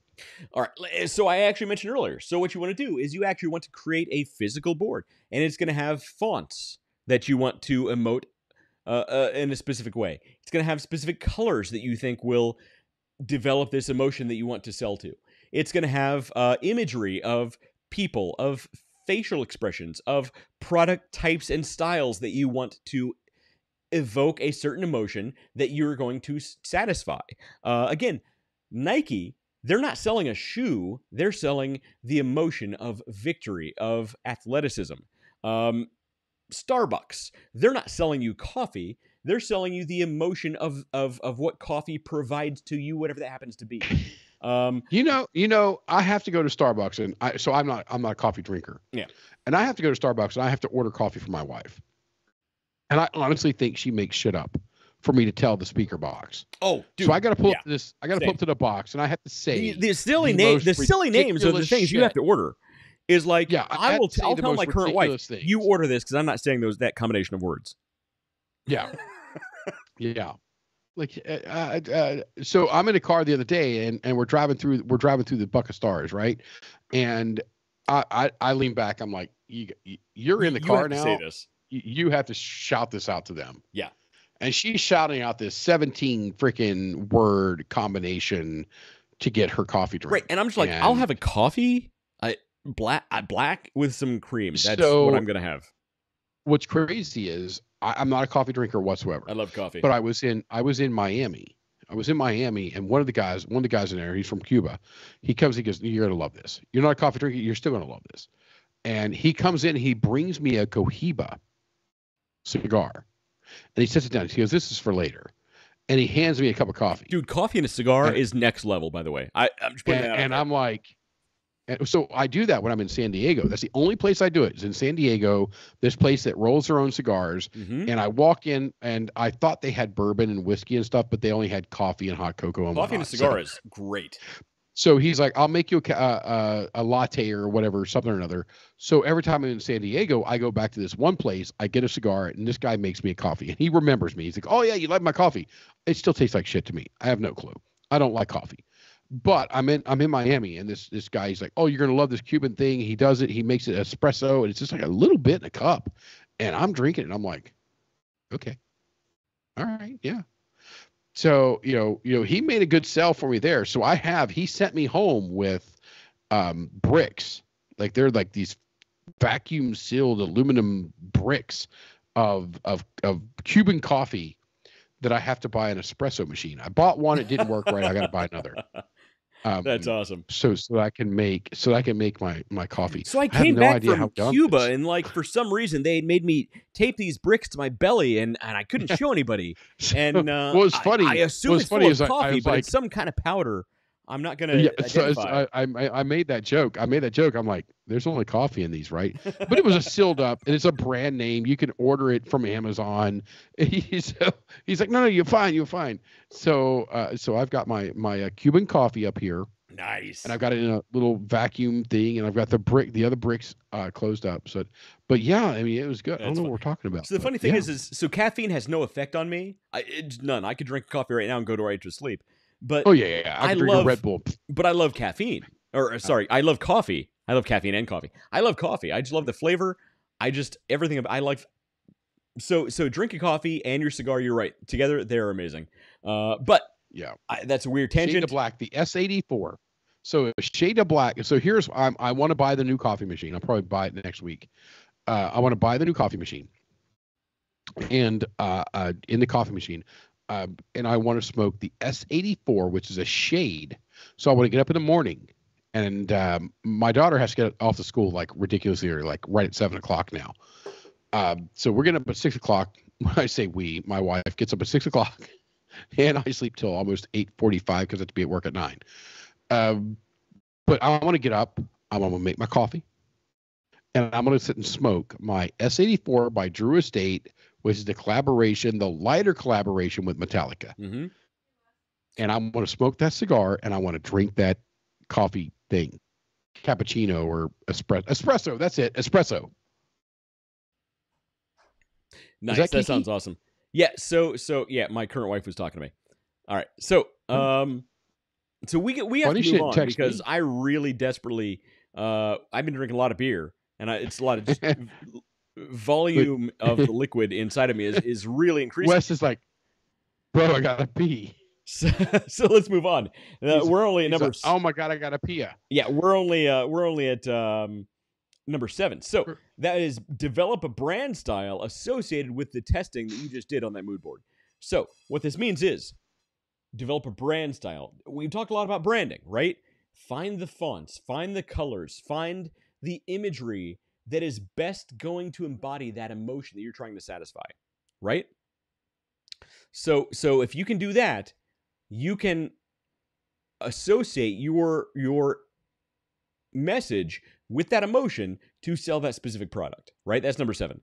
Number 8 is, moving on, these are all progressive. You need to do one before you can do the other one. Number 8 is craft an emotional message. Now that you have the branding, craft the message that goes along with that brand to sell the emotion, to move that product. Because again, you're not moving the product, you're selling the emotion.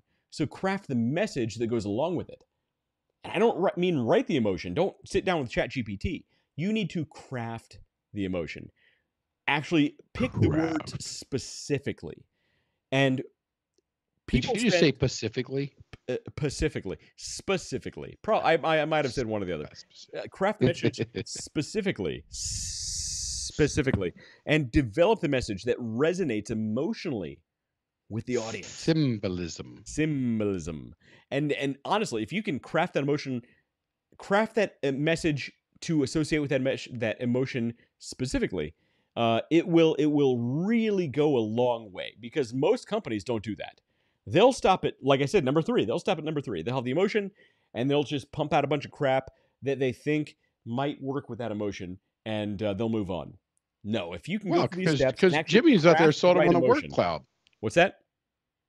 Because Jimmy's out there sold them on a word cloud. Word cloud, dude. I've seen so much money wasted on word clouds. I cannot be more viscerally offended by word clouds. It's nuts. Yeah. So craft a message that will evoke that emotion that you want to sell, right? Which leads into number 9. There's 10 steps. I'm telling you, we can do a whole seminar on these. Number 9 is design your creative only after you create the message. No, I'm a visually creative guy. I went to art school.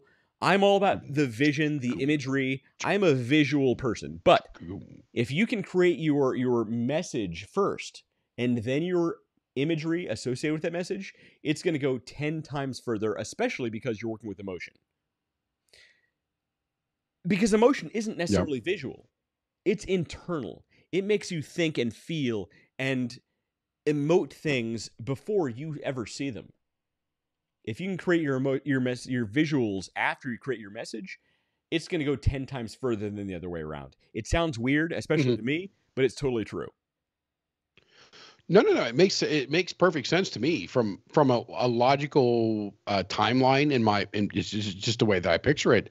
In a logical timeline, it just makes sense to you to create this and then create that visual impact, because you can utilize. If you try to go one before, now you're trying to extract out of as opposed to embed in, and it's a big difference. If you do the visual, and then now we have to look at what we did and then go, okay, how do we extract out of that? Right. Most people go visual first. They say, this looks cool. Let's work from that.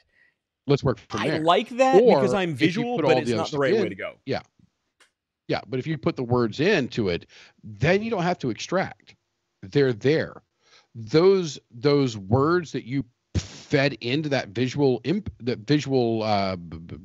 presentation, they're going to be there. They are, for lack of perfect word, present in that presentation. They're present in that image, and they are going to be there. So as you take it and you put that image in front of people, they are going to extract the words that you put into it.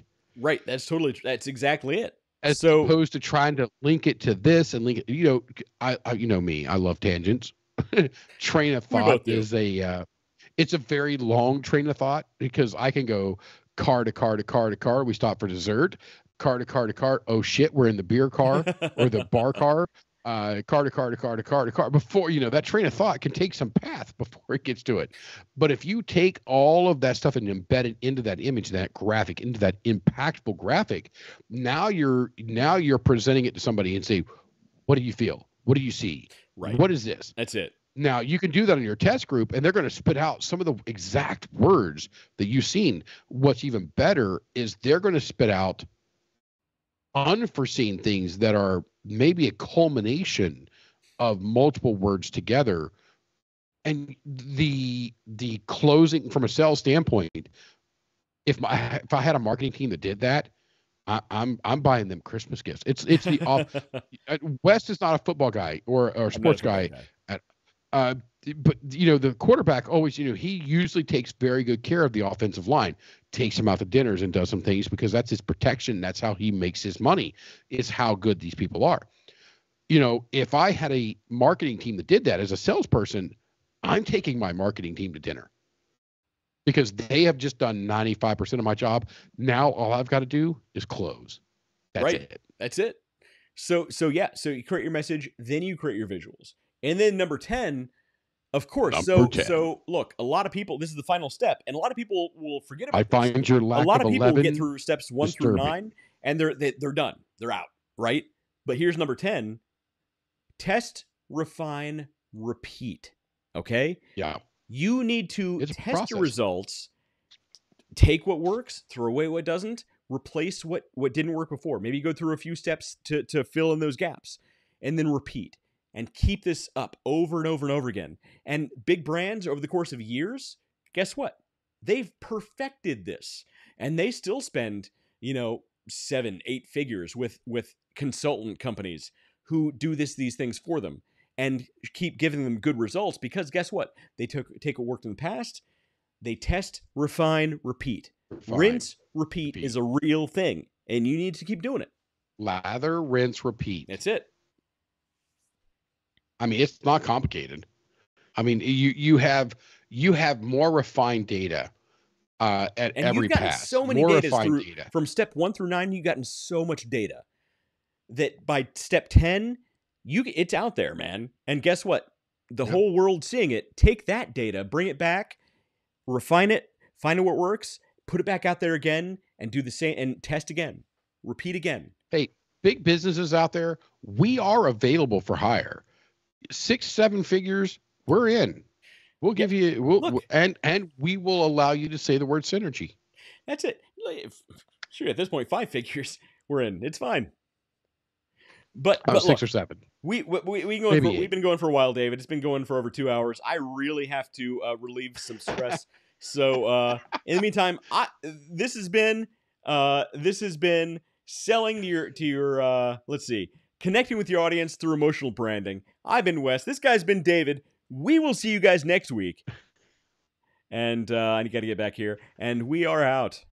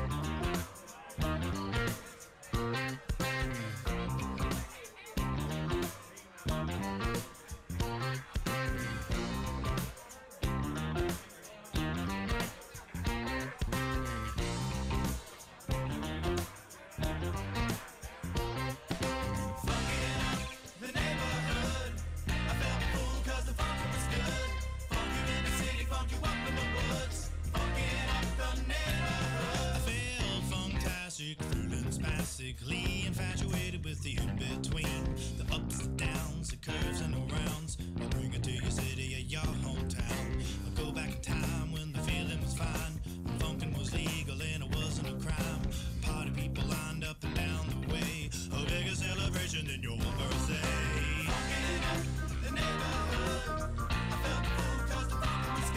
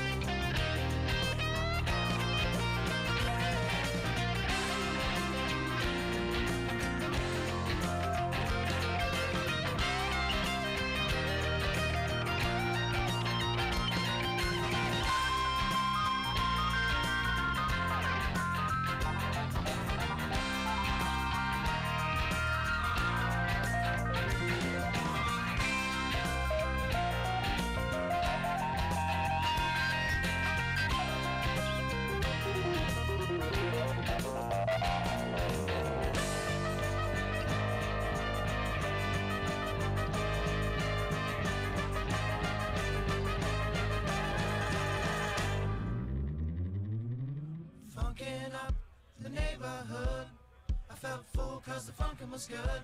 Funk you in the city, funk you up in the woods. Funkin' up the neighborhood. Funkin' up the neighborhood. I felt full cause the funkin' was good. Funk you in the city, funk you up in the woods. Funkin' up the neighborhood. Funkin' up the neighborhood. I felt full cause the funkin' was good. Funk you in the city, funk you up in the woods.